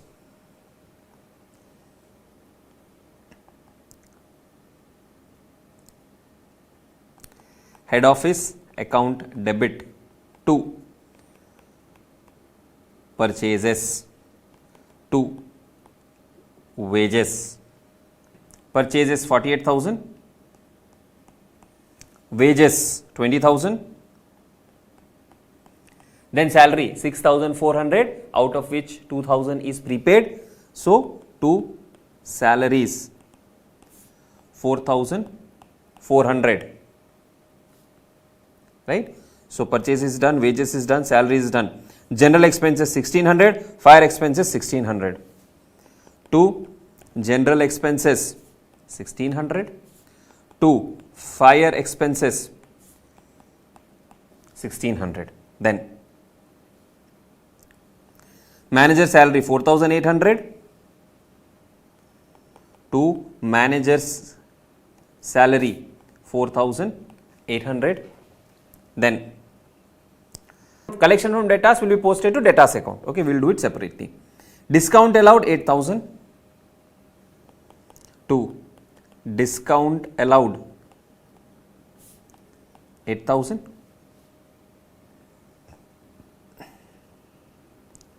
Then cash in and cash in bank and building account. Building account will transfer separately. Okay. If you do the total of this, 48 plus 20 plus 4.4 plus 1.6 plus 1.6 plus 4.8 plus 8, you have 88,400. So, you have transferred 88,400. Now, this is one way to close the accounts. The other way to close the account is you just take the net of whatever are the credit and whatever are the debit, pass a single entry.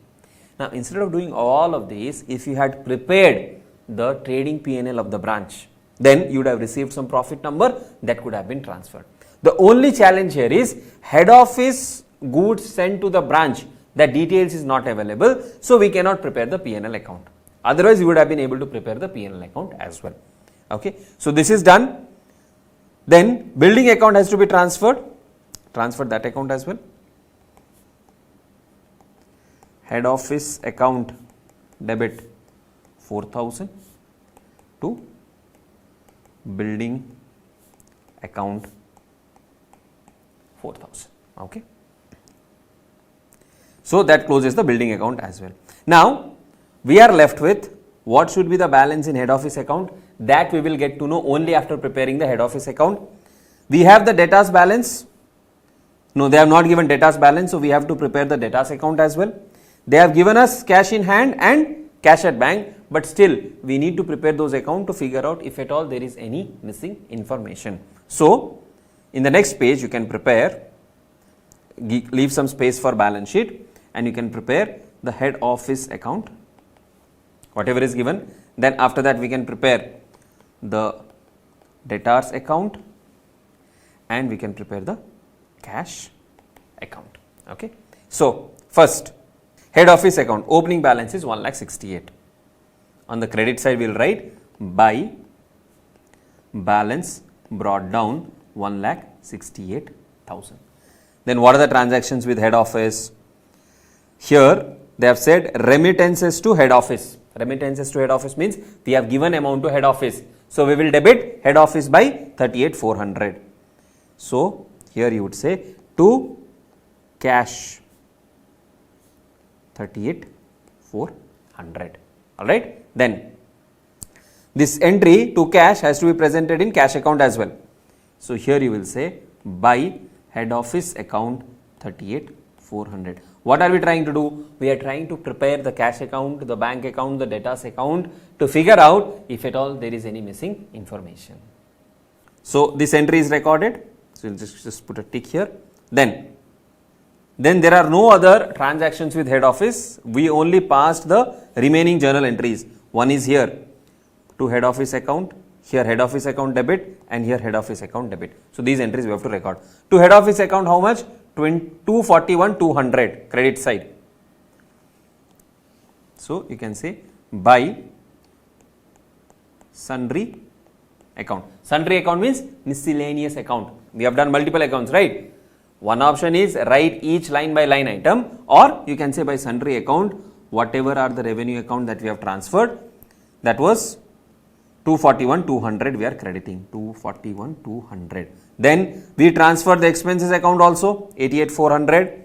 So that you can write here on the debit side, head office account debit to sundry account, 88,400. 88,400. Then we transfer this building account. So you can say to building account, how much? 4,000.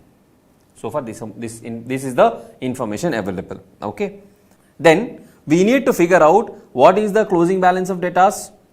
That's number. We don't know the closing balance of creditors. We can get to them only by preparing the respective account, and we'll also prepare the cash account to know if at all there is any missing information. So debtors account opening balance is 2 lakhs. Come to the debtors account. You would say to balance brought down 2 lakhs. Creditors account, by balance brought down. How much is the balance? The opening balance of creditors account is given to be 40,000. So we will record this as well. 40,000. Now, what all cash based information we have? We have multiple information. Now sales, since no information is given, we can assume this is on credit basis, 2,40,000. So in the debtors account, on the debit side you can say to sales 2,40,000. Sir, why are we preparing these ledger accounts? To get to know the closing balance. If the question tells us information that okay, 60% is cash sales or 60% is credit sales, only to that extent we will post it here. Okay. Then purchases 48,000 in the creditors account, by purchases 48,000. Then wages paid 20,000. Now do we assume that these wages paid are cash payment or are they on accrual basis? See, the closing information of wages payable is not given. So we can assume whatever has been paid, 20,000 has been paid through cash. So 20,000 is to cash. In the cash account you will say by wages 20,000. Then there is salaries, by salaries. Now salaries, if you see, 4,400 is the expense and 2,000 is prepaid. So totally 4,400 plus 2,000. We have paid 6,400 by cash. Then there was fire insurance. By fire insurance, how much did we pay? 3,200. Okay, you can split that also by fire insurance, by prepaid fire insurance, or full amount recorded in fire insurance, from that account we will transfer to the prepaid ledger. These are basically the payments. So we have wages 20,000 recorded, salaries 6,400 recorded, general expenses 1,600. This also needs to be recorded by general expenses 1,600. Then by head office for 38,400 we have already noted. Then manager salary 4,800, that is also paid. By manager's salary 4,800. Then collection from debtor 1,60,000. Now when the branch collects from debtors, where will it record? It will debit the cash account, it will credit the debtors account. So in the debtors account, on the credit side, you would say by cash account 1,60,000. In the cash account you will say to debtors account, how much? 1,60,000. This is also done. Discount allowed 8,000. What is the entry for discount allowed? We will debit discount allowed account and we will credit debtors account. So in debtors account you will credit 8,000. So in the debtors account you would say by discount, how much? 8,000. Similarly, there is discount earned 1200. Discount earned 1200 that you will debit to creditors account. To discount earned, how much? 1200. Cash paid to creditors 60,000. So cash paid to creditors 60,000. You will debit the creditors account. To cash 60. In cash account you would say by creditors, how much? 60,000. Okay, simple. So far I don't think you have any problem in recording these entries. Then building account 4,000 we paid. So we will credit in the cash account by building. By building account 4,000. Okay. Then closing balance of cash in hand and cash at bank is 1628,000. So let us see if this matches. By balance carried down. How much is the balance carried down? 1628,000. 1600 plus 28,000 we get 29,600. So we have to cross check whether our accounts are matched, reconciled or not. That we have to cross check. We forgot to post opening balance, so I'll post that as well. To balance brought down. How much is the balance brought down? From the question we can pick up. Balance brought down is 8,000. So we'll post on the debit side 8,000. So let us see the credit side total. 38,400 plus 20,000 plus 6,400 plus 3,200 plus 1,600 plus 4,800 plus 60,000 plus 4,000 plus 29,600, 1,68,000. Here also it is 168,000. Now sometimes there may be missing information. For example, they might not give us how much have we paid to creditors. This information, if it is not given, balancing figure we can consider that. Okay. Then creditors account, opening balance 40,000 plus purchases 48,000, 88,000 is the total. And how much is the balance? Minus 1,200 minus 60,000, closing balance is, to balance carried down is 26,800, closing balance is 88,000. Now come to debtors account. 2 lakh plus 240, 4,40,000 minus 440 minus 168, you get 2,72,000. So by balance carried down 2,72,000. So this is also closed. Come to head office account. 38,400 plus 88,400 plus 4,000, we get 130,800. Then 168,000 plus 241,200, we get, the total here is 409,200 minus 130,800, we get 278,400. 278,400. So that is to balance carried down 278,400. This is also done. In the balance sheet now, head office account on the liabilities side, 278,400. Then debtors 272,000. 272,000. Then cash in hand 1,600, cash at bank 28,000. Cash in hand 1,600, cash at bank 28,000. Then creditors closing balance is 26,800. Creditors 26,800. So did we consider all? No. Prepaid we considered, salary advance also we have considered. Okay, so let us do the total.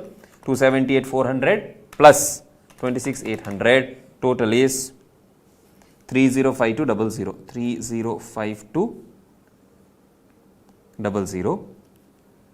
Then on the other side, 2000 plus 1600 plus 272 plus 1600 plus 28,000, 305200. 305200. So you can write it in the fair amount. 305200. Here also it is 305200. So that's how we can prepare the accounts. See, drawing lines in the examination, if you don't have time, you can just fold the paper and do it. Okay, no need to worry about beautification of your answer sheet. But it has to be legible. It has to be legible so that the examiner can read it. Right. So like this, we will prepare the ledger accounts and prepare the respective accounts as asked in the question. Head office account we prepared, branch balance sheet also we prepared, and journal entries also we have given. Very unlikely that these kind of straightforward, such long questions will come in the examination. If it comes, it is just a cakewalk. A couple of questions you practice and you will be perfect in these type of questions. Now let's move ahead and look at some small points related to independent branches. One is inter-branch transfer of goods. Say for example, we have one head office and two branches, branch 1 and branch 2. Head office, when it sends goods to the branch, what will head office say? Branch 1 account debit to goods sent to branch account. What will branch account do? Branch will say goods received from head office to head office account, right? Similarly, if head office sends to branch 2, same entry we would pass. But sometimes what may happen is this branch may directly transfer goods to branch 2. Possible, right? Head office has sent goods to branch 1. The branch doesn't need it, or branch 2 has some urgent requirement.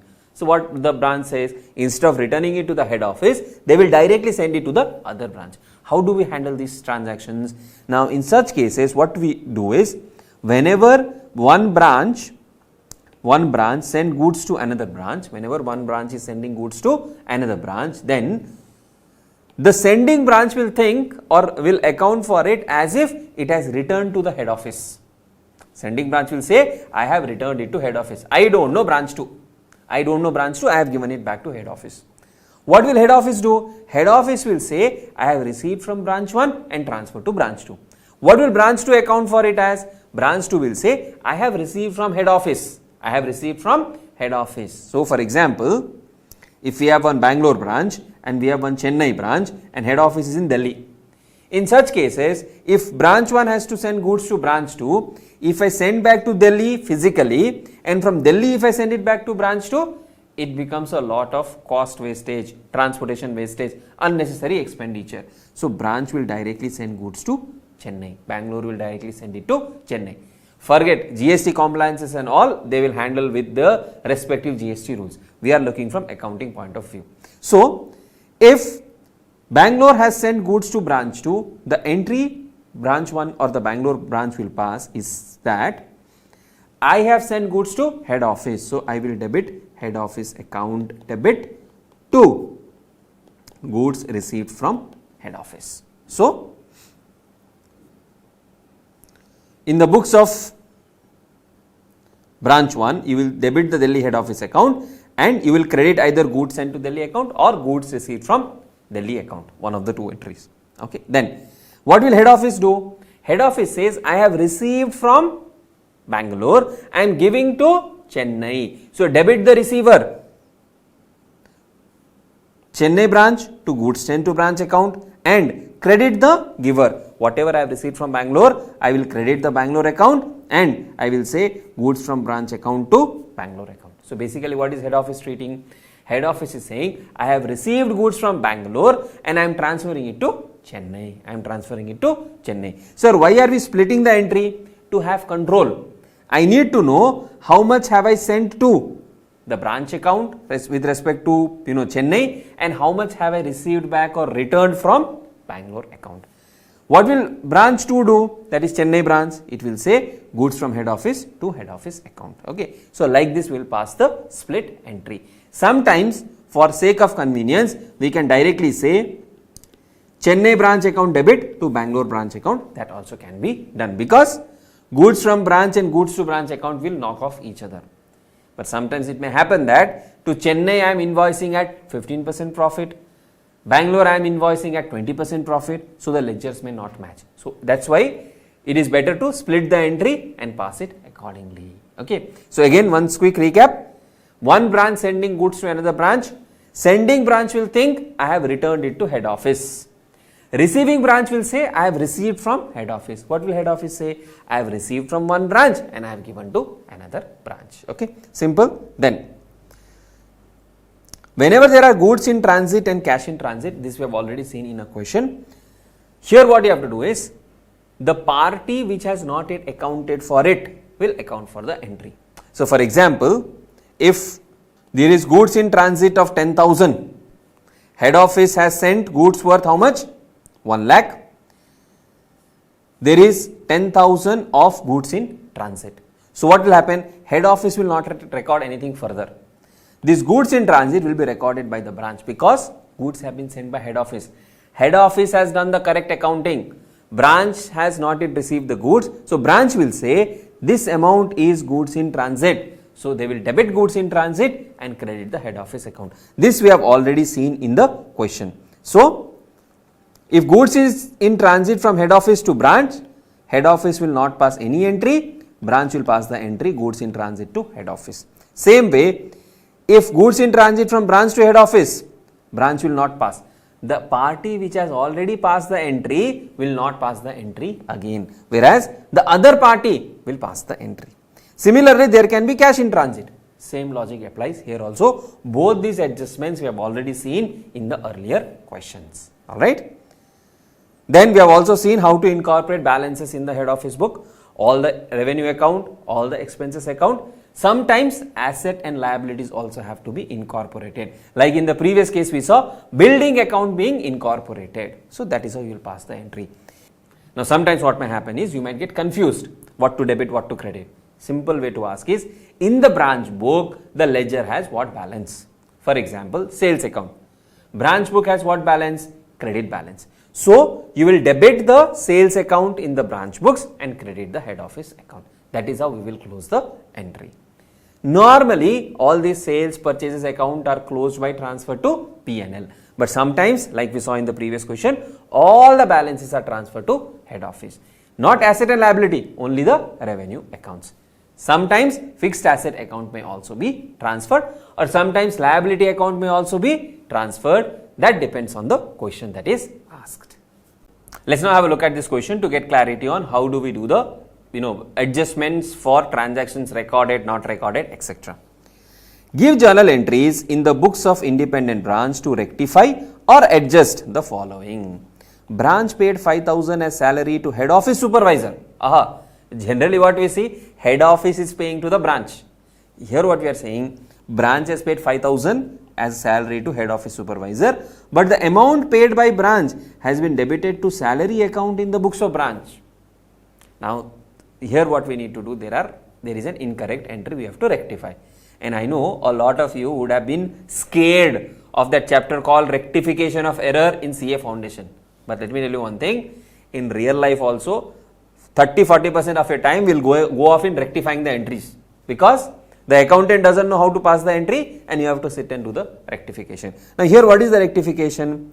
Always you have to see first what is the correct entry, what is the wrong entry, and then rectify the entry. Now in this case, what is the correct entry? If branch has paid salary of head office supervisor, is it branch expenses? No, it's not branch expenses. It is head office expenses. Whose book are we talking about? Branch books we are talking about. So will branch record it as expense? Branch will not record it as expense. So what will branch record? They have paid salary. When they pay salary, they would say to cash account. How much? 5,000. And whom should they debit? Can they debit branch expenses account? No. They will say, I have paid salary on behalf of head office. I have to recover this from head office. So head office account debit 5,000. Now this is the correct entry. What is the wrong entry? Wrong entry is, they have said salaries account debit to cash account. So cash is correct, don't touch. What is wrong? Wrong is they debited salaries instead of head office. How do we rectify it? Debit head office. So head office account debit 5,000 to salaries account 5,000. This is how you have to rectify. Alright. Then asset purchased by branch 25,000 but asset account was retained in head office book. Now here it is not rectification, it is adjustment. What are they saying? Asset is purchased by branch 25,000, asset account was retained in head office book. Means branch is not maintaining the asset account. Who is maintaining? Head office. Now asset account has what balance? Debit balance. I have to transfer this debit balance to head office. So what will I do? I will debit head office account by 25,000 because the asset account is maintained by head office. I am not maintaining the asset account. And to bank account or to liability account 25,000. We are crediting bank because we are paying 25,000. Here there can be one more scenario where first we have recorded the asset, like in the case of building extension account. We have recorded the asset, then in that case you will say to asset account 25,000. But here the assumption is that we paid 25,000, asset is retained in head office. So head office account debit, 25,000 credit, cash account credit. Remittance of 8,000 sent by branch has not been received by head office. Who sent? Branch sent. Did the branch account? Yes. Now will the branch correct it? No, because head office has not received. It is head office headache, not branch headache. So no entry. Head office collected 25,000 directly from the customer of the branch but fails to give the intimation to the branch. What did head office do? Collected money from customer. They didn't tell the branch. Means branch has not yet accounted. Should the branch account? Of course yes. Otherwise in the branch books you will have customer outstanding 25,000 and you go and ask the customer will say your head office has already collected. So how do we rectify this? Head office collected 25,000 from the customer of the branch but did not inform the branch. Now we will inform the branch. When we inform the branch, what should the branch do? Branch has to record this. Record means they have received 25,000 from customer. So we have to credit the customer account to customer account 25,000 because customer will not pay us again. But did we receive cash? No, we didn't receive cash. So which account will be debit? This cash is collected by head office. So we will say, Mr. Head Office, you have to give us 25,000. You have to give us this 25,000. You are an asset in my books now for this entry. You give me 25,000. I have to receive from you. So I will say head office account debit 25,000. Head office account debit 25,000 to debtors account 25,000. Remittance of funds by head office to branch not entered in branch books. We have to enter now. How will we enter? We received cash of 5,000, debit cash. Credit whom? Head office gave us, credit the head office. Very simple. So bank account to head office account 5,000, 5,000. Simple, straightforward on how to pass the entries. Sometimes these type of questions come for 4 to 5 marks in the examination. For each entry you will be given 1 mark. And if this type of question comes, no, please attempt it. Even if you make one mistake, which I am sure you will not be making, but even if you make one mistake, 4 marks or 3 marks you can score in this question. So don't ignore these type of simple adjustment questions. Let's now have a look at the next question, a pretty simple one. Just we need to pass the necessary adjustments and close the ledger accounts. The following trial balances as at 31st March have been extracted from the books of Major Limited and its branch at a stage where the only adjustments requiring to be made prior to preparation of a balance sheet for the undertaking are to be done. Basically, this entire story means they have done all the other adjustments. Just whatever adjustments are required before preparing the balance sheet, only those are left out. Okay. Head office branch details are given. Share capital, of course, only head office will have. Fixed asset, both the parties have. Current assets, debit balance, note 3 is given. So what is given in note 3? Includes goods received from head office at invoice price of 4565. What does that mean? This has 4565 of inventory, and for this we will have to calculate the stock reserve. Current liabilities is given. Stock reserve as on 1st of January. We are preparing as on 31st of December. So opening stock reserve is given. How much? 693. Revenue account 43210 10250. Sir, what is this revenue account? This is like your P&L account. all the net balances of whatever will be recorded in the revenue account is this number. Of course, subject to the adjustments that are to be done. Branch account 31,536, head office account 22,645. Whenever you see a difference, you have to identify what are the reconciling items, who has to record and reconcile the ledgers. Okay. You are required to record the following in the ledger account in set of both the books. Goods transferred from head office to the branch are invoiced at cost plus 10%, and both revenue accounts have been prepared on the basis of the prices charged. Okay. So when it is cost plus 10%, this 4565 closing balance represents 110. Relating to the head office, goods held by the branch on 1st of January, note number 2. So here note number 2, stock reserve is basically relating to the head office goods held by the branch on 1st of January. Basically it is for the opening stock. Goods invoiced by head office to the branch at 3641 were in transit at 31st December, as was also a remittances of 3,500 from the branch. Now what does this mean? Goods sent by head office to the branch at 3641. So head office would have said branch account debit to goods sent to branch account. They are in transit. Did the branch record? The branch did not record. So what we should do? We should record that. We should record that in the branch books at what value? 3641. Now please remember, closing stock is 4565. This 3641 also becomes closing stock for the branch. 4565 is stock at branch. 3641 is stock in transit. Both these have element of unrealized profit that has to be recorded. Alright. Then 3,500 of remittance is pending. So now head office will record that. What will head office say? Cash in transit to branch account. At 31st December of year 1, the following transactions were reflected in the head office books but not recorded in branch books. So head office has done some transaction, recorded in head office books but not recorded in branch books. Purchase price of a lorry 2,500 which reached the branch on December 25th. So lorry has been purchased. For whom? For the purpose of the branch.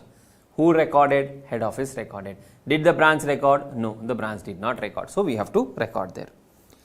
A sum received on December 38th from one of the data 750. Okay.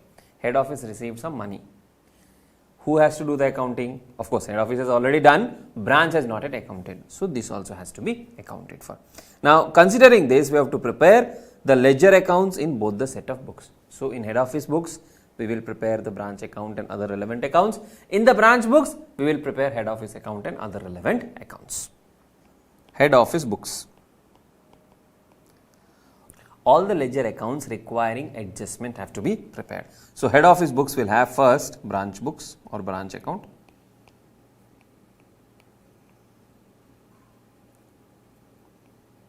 Then depending on where all adjustments we need to do, we will do those respective adjustments also.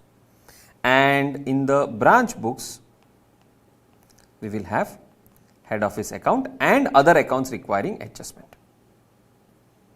Please remember, stock reserve is also there, that also we need to adjust. Okay. So let's look at the question.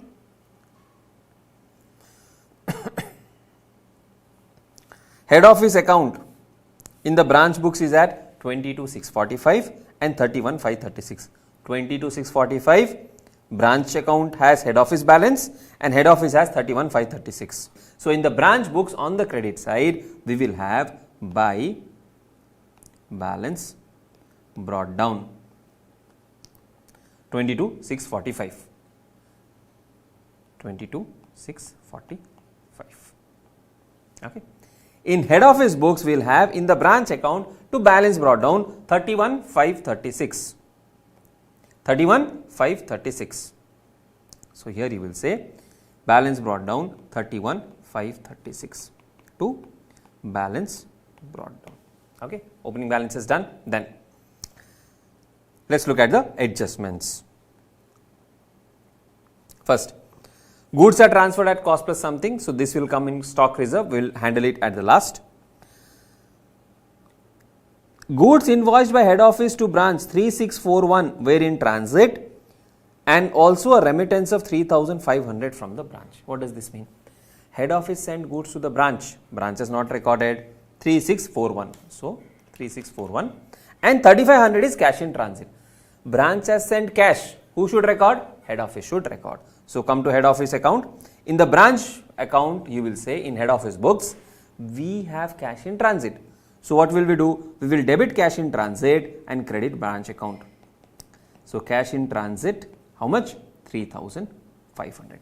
In the head office account in the branch books, branch says I have received goods which are in transit. Buy goods in transit 3641. Alright. Now these two are new ledgers that we have to open so that the trial balance gets updated accordingly. So in the branch account you will have goods in transit, you would say to head office account 3641. Similarly, in the head office books you will have cash in transit, they would say to branch account 3,500. Correspondingly entry is posted. Then at 31st December, following transactions were reflected in the head office books but not recorded in branch books. So we have to record in branch books. What are they? Lorry purchase 2,500 and debtors collection 750. So lorry purchase 2,500. Come to the branch account. Come to the branch books. Head office has purchased lorry. Head office has purchased lorry. For whom? For the branch. So when head office has purchased lorry, the asset is belonging to branch. Now branch has to record this fixed asset. So what will branch say? Branch will say branch fixed asset account debit to head office account, as if I have to pay the amount to head office. So in the branch books, in head office account, you would say by branch fixed asset. And what is the amount? 2,500. Simultaneously open branch fixed asset to head office account 2,500. Then head office collected money from my customer. So I have to recover that from head office and I have to credit the customer account. So I will say to sundry debtors. Now in the question, we don't have sundry debtors breakup, we have current asset breakup. You can credit it to directly current asset GL. How much is the amount? 750. So here in the branch books you have current assets. The value has changed. We don't have breakup of sundry debtors. So current assets, whatever is the balance, what is the opening balance of current asset? Current asset balance is 23,715. So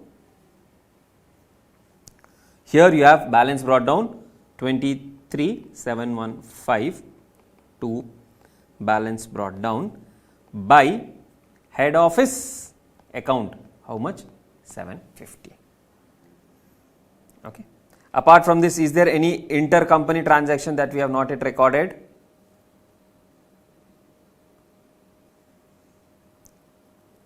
Apart from this, there is no intercompany transaction. So then what we will do? We will start balancing each of the ledger. Head office books has branch account 31,536 minus 3,500. Balance carried down is 28036 by balance carried down. Now this will be the updated number in the trial balance. Total is 31,536, 31,536. Immediately check whether the branch books have matched or not. 22645 plus 3641 plus 2500 minus 750, 28036. That is what we got here, 28036. Here also we have the same number. To balance carried down, balancing figure 28036 plus 750, total is 28786, 28786. Both are tallied? Yes. Then goods in transit, as it is, you will have by balance carried down 3641. This ledger is tallied. Branch fixed asset, by balance carried down 2500. Current assets, by balance carried down 23715 minus 750, we have 22965. So, this also is closed. Okay. Come to head office, cash in transit, by balance carried down 3500. Then we also have one more ledger where we need to make changes, that is stock reserve account. What is the opening balance? We have to see the question. By balance brought down, it is 693, and current year will be based on 4565 of closing stock plus 3641 of stock in transit. So, opening balance is 693. This is given in the question. What is the closing balance? To balance carried down, it has to be based on 4565 plus 3641. 4565 plus 3641. Now, what are these? This is the total closing stock at the branch. This represents 110. 100 is the cost, 10 is the profit. This represents 110, out of which we need to know how much is 10. So, 4565 plus 3641 divided by 110 into 10, if I do, I get 746. So, the closing balance has to be 746. Opening balance 693, closing balance 746. What does this difference represent? My stock reserve has increased. So, to that extent, I have to reduce my profit. So, 746 minus 693. So, the difference of 53 has to be debited to revenue account. By revenue account 53. So, this is 746, this is 746. Other way to do this is transfer entire 693 to revenue account and again transfer 746 to the revenue account. Both ways it is possible. Okay. So, this is how we will close the ledgers where some small adjustments are given in the question. Now, this revenue account adjustments should be recorded in revenue account as well. So, we have revenue account. What is the balance? You will write by balance brought down to stock reserve 53 and you will have to balance carried down. Okay, so what is the balance brought down? Balance brought down is 43210. Balance brought down is 43210 minus 53, we get 43157. This is the new balance. 43157, this is the new balance of revenue account, right. So, this is how we will close the different ledger accounts. Let us now have a look at the next question, and here we will be approaching it from the point of view of an examination. What to do if these questions come in the examination, how to identify dependent, independent, how to work out the solution, which all accounts have to be prepared, how to get hints from the question. So, please pay attention. Okay. Arnold of Delhi trades in ghee and oil. It has a branch at Lucknow. So, we are talking about a branch, Lucknow. He dispatches 25 tins of oil at 1000 per tin and 15 tins of ghee at 1500 per tin on 1st of every month. So, every month beginning, what does he send? 25 tins of oil at 1000, 15 tins of ghee at 1500. The branch incurs some expenditure which is made out of collection. This is in addition to expenditure paid by head office. So, branch also incurs some expenditure and they also, head office also incurs expenditure. Details are given below. Purchases, ghee, oil, total purchases. Direct expenses 383 to 75 Delhi. Expenses paid by head office, Lucknow branch. Sales, ghee and oil. So, they have given sales value also. Collections during the year including cash sales, total collection by the branch. Remittance by branch to head office, this is the amount sent to the head office. Okay. Balance as on 1st of January, 31st of December. Ghee and oil 150, 350, and 31st December it is 312,417. Debtors 730 to 750. This is purely pertaining to the Delhi branch. Sorry, this is pertaining to Delhi head office, not to the branch. Cash on hand, so much. Furniture, so much. Plant and machinery, so much. There is a movement in plant and machinery. Lucknow branch, ghee and oil, opening stock, closing stock. Debtors, opening balance is given, closing balance is not given. Cash in hand, so much. Furniture and fitting, 6250, 5625. Addition to plant and machinery on 1st of January, 6,02,750. So, 3,07,250 is the opening balance. 6,02,750 is the addition. So, total should be 307,250 plus 602,750. So, total should be 9,10,000, but the total is how much? 773. Why could there be a difference? There could be some disposals, there could be depreciation. Rate of depreciation, furniture and fittings at 10% and plant and machinery at 15%.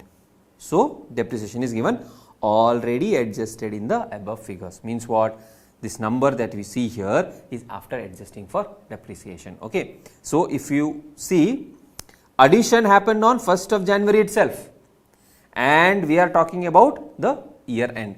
So, 9,10,000 into 15% is 136,500. If you do, you will get 773,500. Okay. So, basically this into 15% is the depreciation. If you subtract the depreciation, you get to this number. Similarly, 6250 into 10%, if you subtract, you get 5625. So, no hidden adjustment. When you read questions in the examination, for such specific information, you have to see, is there a possibility of hidden adjustment? Branch manager is entitled to 10% commission after charging commission, and the general manager is entitled to 10% commission on overall company profit after charging such commission. General manager is also entitled to a salary of 2,000 per month and expenses incurred by head office is 24,000. So, all this information is given.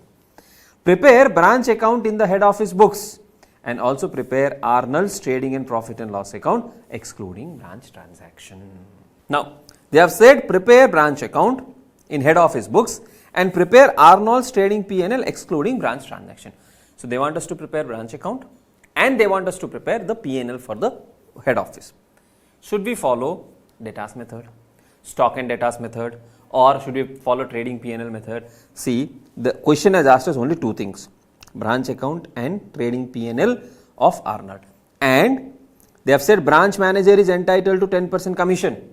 So, we definitely need to know what is this commission amount. Alright. So, the best way, and if you see in the details, right, they have given us sales. Then if you see in the details, they have given us sales. We also know goods sent to the branch. So, we can prepare P&L account also. But the specific requirement is branch account.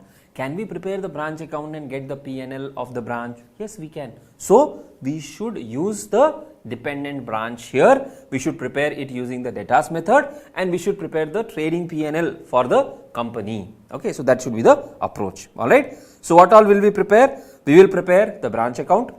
We will need to calculate any missing information, that we will do. Right.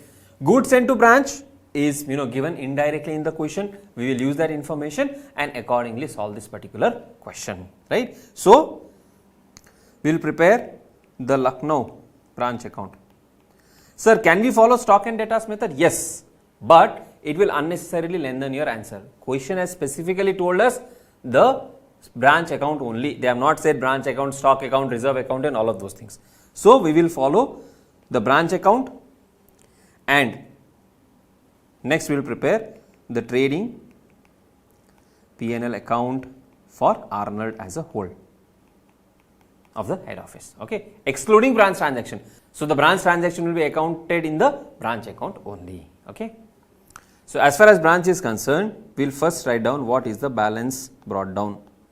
To balance brought down, what all balances have been given? So, they have given us balances as on 1st of January and 31st of December. Opening stock 17,000 and 27,000. So, balance brought down, stock ghee, oil.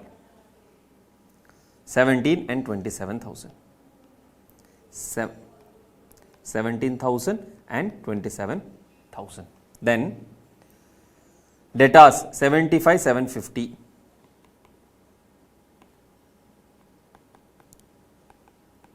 75, 750. Then cash on hand 7540, furniture and fittings 6250.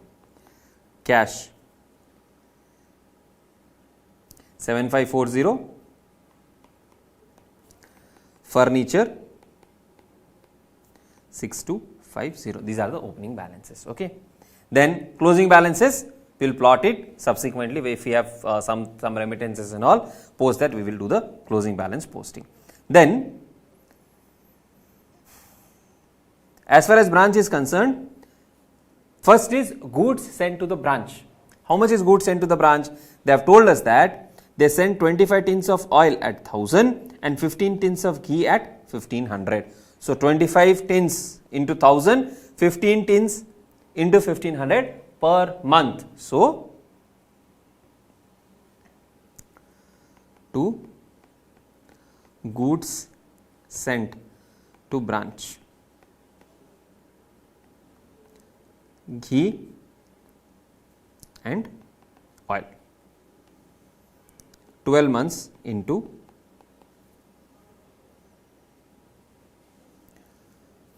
25 tins of oil at 1000, 15 tins of ghee at 1500. So 25 and 1000, 15 and 1500. 25 into 1000 and 15 into 1500. Alright. So 15 into 15 into 12, 270000. Then 25 into 12 into 1000, 3 lakhs. These are the goods sent to branch. Okay, that is done. Then what are the transactions? Expenses paid by head office 14,250. What do? We will debit the branch account, credit cash account. 14,250 to bank expenses. 14,250. Alright. So we have recorded this also. Please remember, when we follow the debtors method, only the transaction between the head office and the branch will be recorded, and we will see what is the opening balance and what is the closing balance. Alright. Sales. Are we bothered about the sales? No. But we do not know debtors. We do not know debtors balance. When we do not know debtors balance, then we have to prepare the debtors account to know what is the closing balance of debtors at the branch. So let us prepare that. Branch debtors account. This is called memorandum. Memorandum means rough. To balance brought down. How much is the balance brought down of debtors? Debtors opening balance is 75,750. Balance brought down is 75,750. Then sales. How much is credit sales? They have just given us information of sales. They did not tell us how much is cash sales. They didn't tell us how much is credit sales. Second thing is, as far as cash account is concerned, they have given opening balance, they have given closing balance, they have given how much has been remitted, but they have not given us bifurcation, collections during the year including cash sales. So they are saying total collections what they have done. Now in that case, how do we identify how much is the credit sales? First ask yourself, is it necessary to identify? Can I assume for a moment that all of these sales are credit sales? All of these sales are credit sales, and we made this much of collection, 647. Whatever is not collected will increase my balance of debtors. So what I am trying to tell here is, assume 1000 is total sales, 200 is cash sales. 200 is cash sales. So how much will be credit sales? 800 will be credit sales. Assume for a moment we collected 700 from customer. Out of 800 we collected 700. How much is outstanding? 100 is outstanding. Correct or not? Instead of that, can I say 1000 is total sales, 200 plus 700 total we collected, and hence 100 is outstanding. Even if I do it this way, I get to the same logic, right? If you are not able to follow this logic, I am repeating it once again. Instead of saying 800 is my credit sales and 700 I have collected from the customer and hence 100 is outstanding, can I put it this way, saying that 1000 is the total sales, 200 collected in cash, 700 collected from customers, hence 100 is outstanding. That way also can be done. So, when you do not need the breakup, what you can do is entire sales, you can put it to debtors account, entire collection you can put it to debtors account. So, 342750 plus 315730 to sales 342750. This is what? Ghee. This is ghee and oil. Oil is 315730. 315730. This is the total plus 315730. Total sales comes to 658480. How much did we collect? By cash account, how much is collected?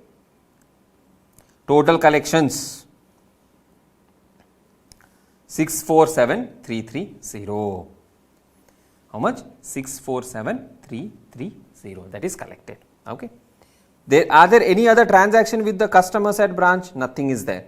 So, whatever is the balance will be the closing balance of customer.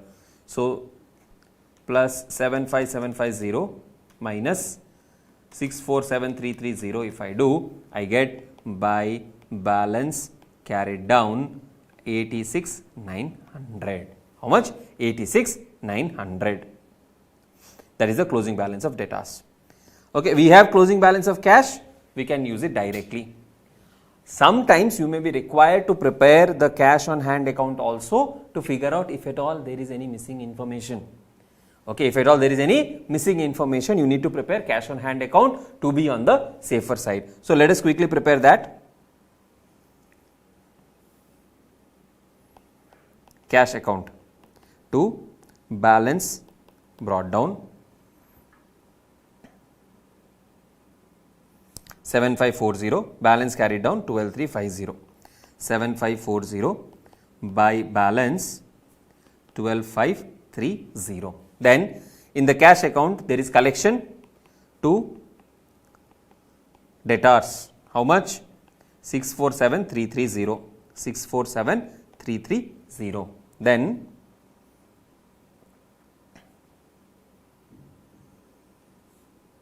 expenses paid, sales, collections done, remittance to head office 613250 by head office 613250. Always be doubly sure of amount you are writing, 613250. Okay. So, and are there creditors? There is no information of creditors. So, there are no other creditors that we need to consider. Okay. So, what is the balance now? 7540 plus 647330, 654870 minus 613250 minus 12530, we get 29090 balancing figure. This you can consider to be expenses at the branch. This information is not needed while we are following debtors method, but if you are following stock and debtors method, this you can consider to be the expenses. How much? 29090. So, this number is 12350. See, we can make mistakes like this. It is not 12350, it is 12350. So, 7540 plus 647330 minus 613250 minus 12350, you get 29270. So, So this number is 29270, which is the expense. No need to post this expense somewhere because we are following data's method. In data's method, what do? Only the transaction between head office and branch and opening and closing balance we consider. So closing balance 12350, let us post it here. By balance carried down, stock of ghee and oil. Then how much is the debtors, how much is the cash, and how much is the furniture. Furniture 6250 minus 10%, 5625. Cash 12350. Debtors we calculated 86900. Stock, look at the question. Stock 13250 and 44750. 13250 and 44750. Okay, that closing balance is done. Then we have remittances by branch to head office. Remittance by branch to head office. What will the head office pass an entry? I have received money from the branch, so credit the branch account. So here you would say by bank, what is the amount transferred? The amount transferred is 613250. 613250. 613250. This will give us the profit earned by the branch. But hold on. The question says the branch manager is entitled to 10% commission after charging such commission. So whoever is running this branch account, that person is entitled to commission. How much? 10% of net profit after charging commission. So did we pay that commission already to the manager? We have not yet paid. If we have not yet paid, then it has to be a liability. See, if the branch has not yet paid the commission, it has to be a payable. So you will have a payable as commission in the branch account. Okay, or you can record it as manager's commission also. That is also fine. Now how to calculate that? The question says you have to pay 10% of profit after commission is your commission. Means whatever is the profit after commission, of that 10% should be the commission. Can I say if profit after commission is 100, then how much is commission? Commission has to be 10%. So profit before commission is equal to 110. So what that means is you earn profit of 110, pay commission of 10, so that profit after commission is 100. That is, this 10 is 10% of 100. So total profit before commission should be 110, which means whatever is the profit this branch account is showing us now, that represents 110. That represents profit before commission. So let us calculate how much is that. 613250 plus 13250, I am totaling the credit side, plus 44750 plus 86900 plus 12350 plus 5625. The total is 776125. 776125. Okay. Debit side minus 17,000 minus 27,000 minus 75750 minus 7540 minus 6250 minus 30 plus 27, 570. I get 72,585 minus 14,250. I get 58,335. So profit before commission is how much? 58,335. So how much should be the commission? Commission should be to commission payable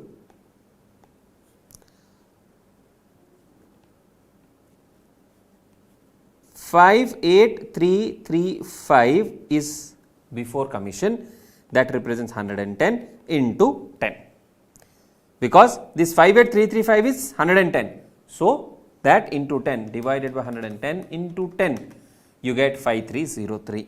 So, 5303 is the commission. So, how much is net profit? To net profit transfer to P&L account. How much is the net profit? See, 58,335 was before commission minus 5303.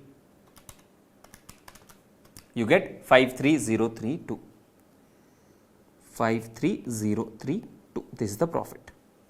And the total is 776,125. 776,125. Now, how to understand this? 53,032 is the profit after charging commission. Of this, 10% is 5303. That is how we have to understand. Okay. Now, this becomes a payable. You will have to show it as a liability in the books of accounts, because you have not yet paid this amount. If you had paid this, it would have been reduced from the cash account. Alright.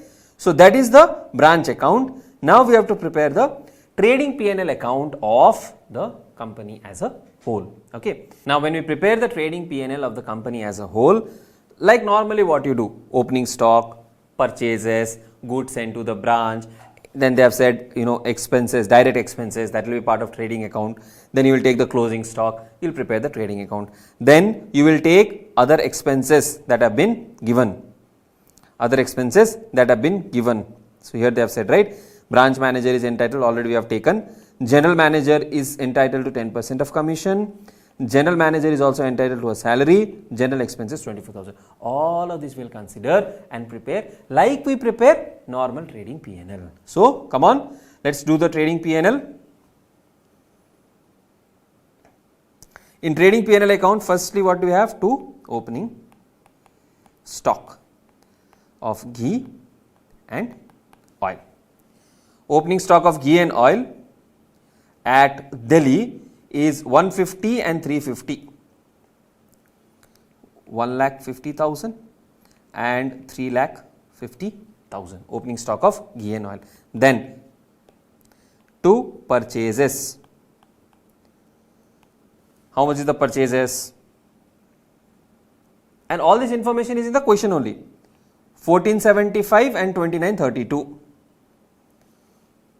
1475 and 2932, ghee and oil. Then ghee and oil. Sometimes ICI does flip, they will give oil and ghee, so be careful. Okay. Then direct expenses 383,275. To direct expenses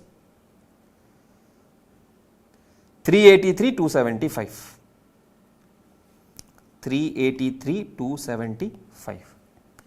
Then by sales and by goods sent to branch. Okay. How much is goods sent to branch? 270 and 3.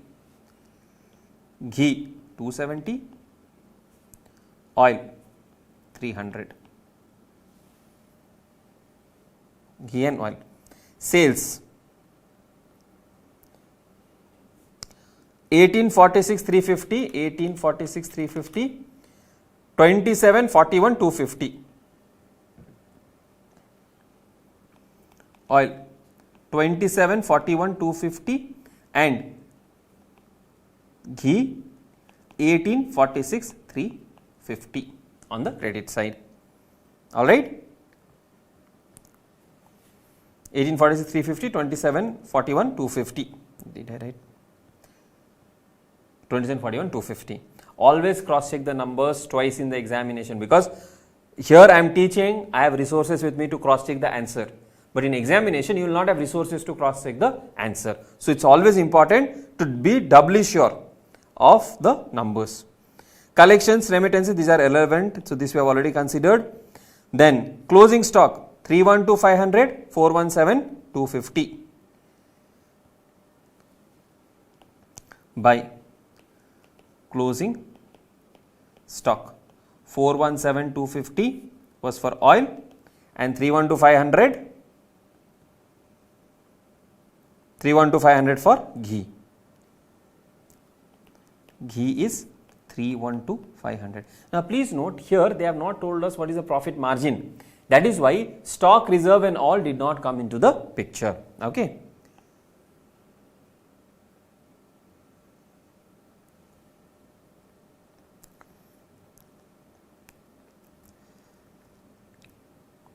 So closing stock is done. Then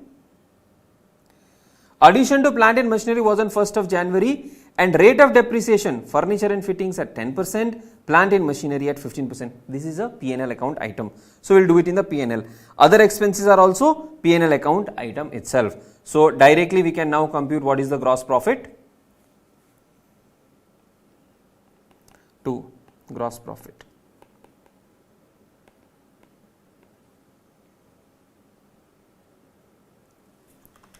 $1,846,350 plus $2,741,250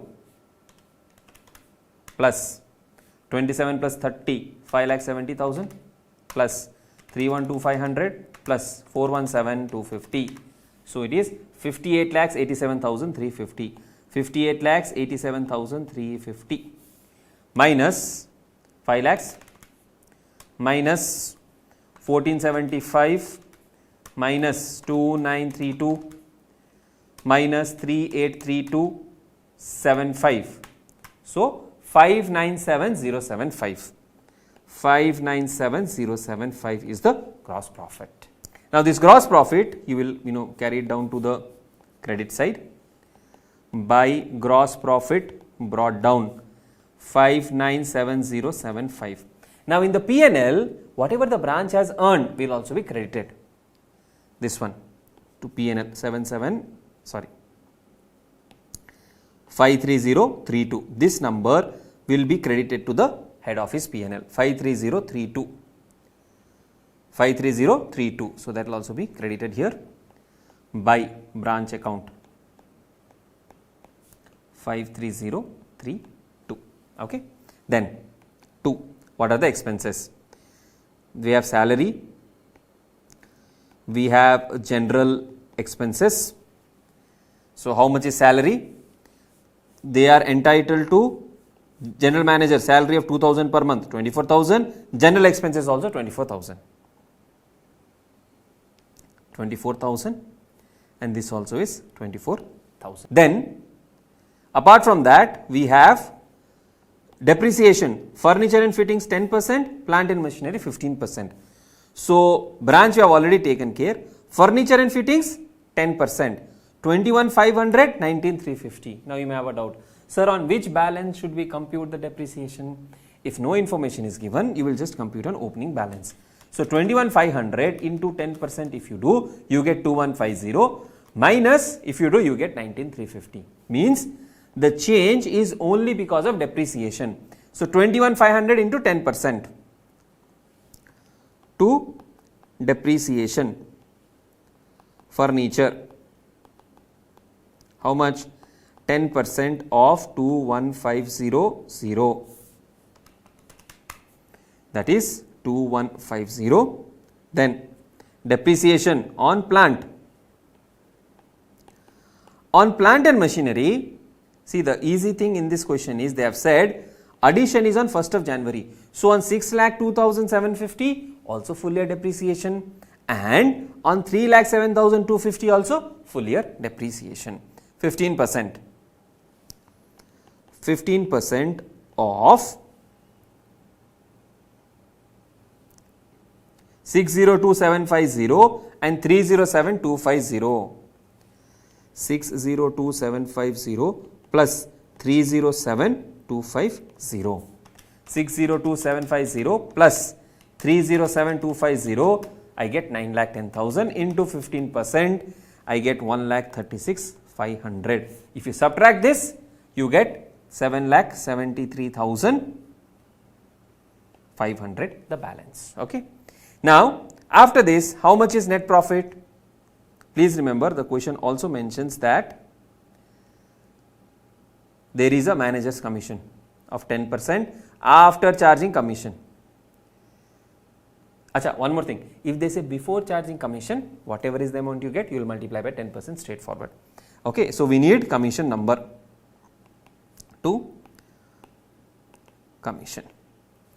So 597075 plus 53032 650107 minus 48,000 minus 2150 minus 136,500, we get 463,457. How much is this? 463,457. This represents 110. So the commission is 10 divided by 110 into 463,457. You get 42132. 42132. So how much is net profit? Net profit is minus 463,457. I get 421324. 421324. This is the net profit. Okay, so I have to round off. So the net profit will be 463,457 minus 42132. I get 421,325. This is the net profit. Now, for you to easily remember in the examination, if commission is on net profit after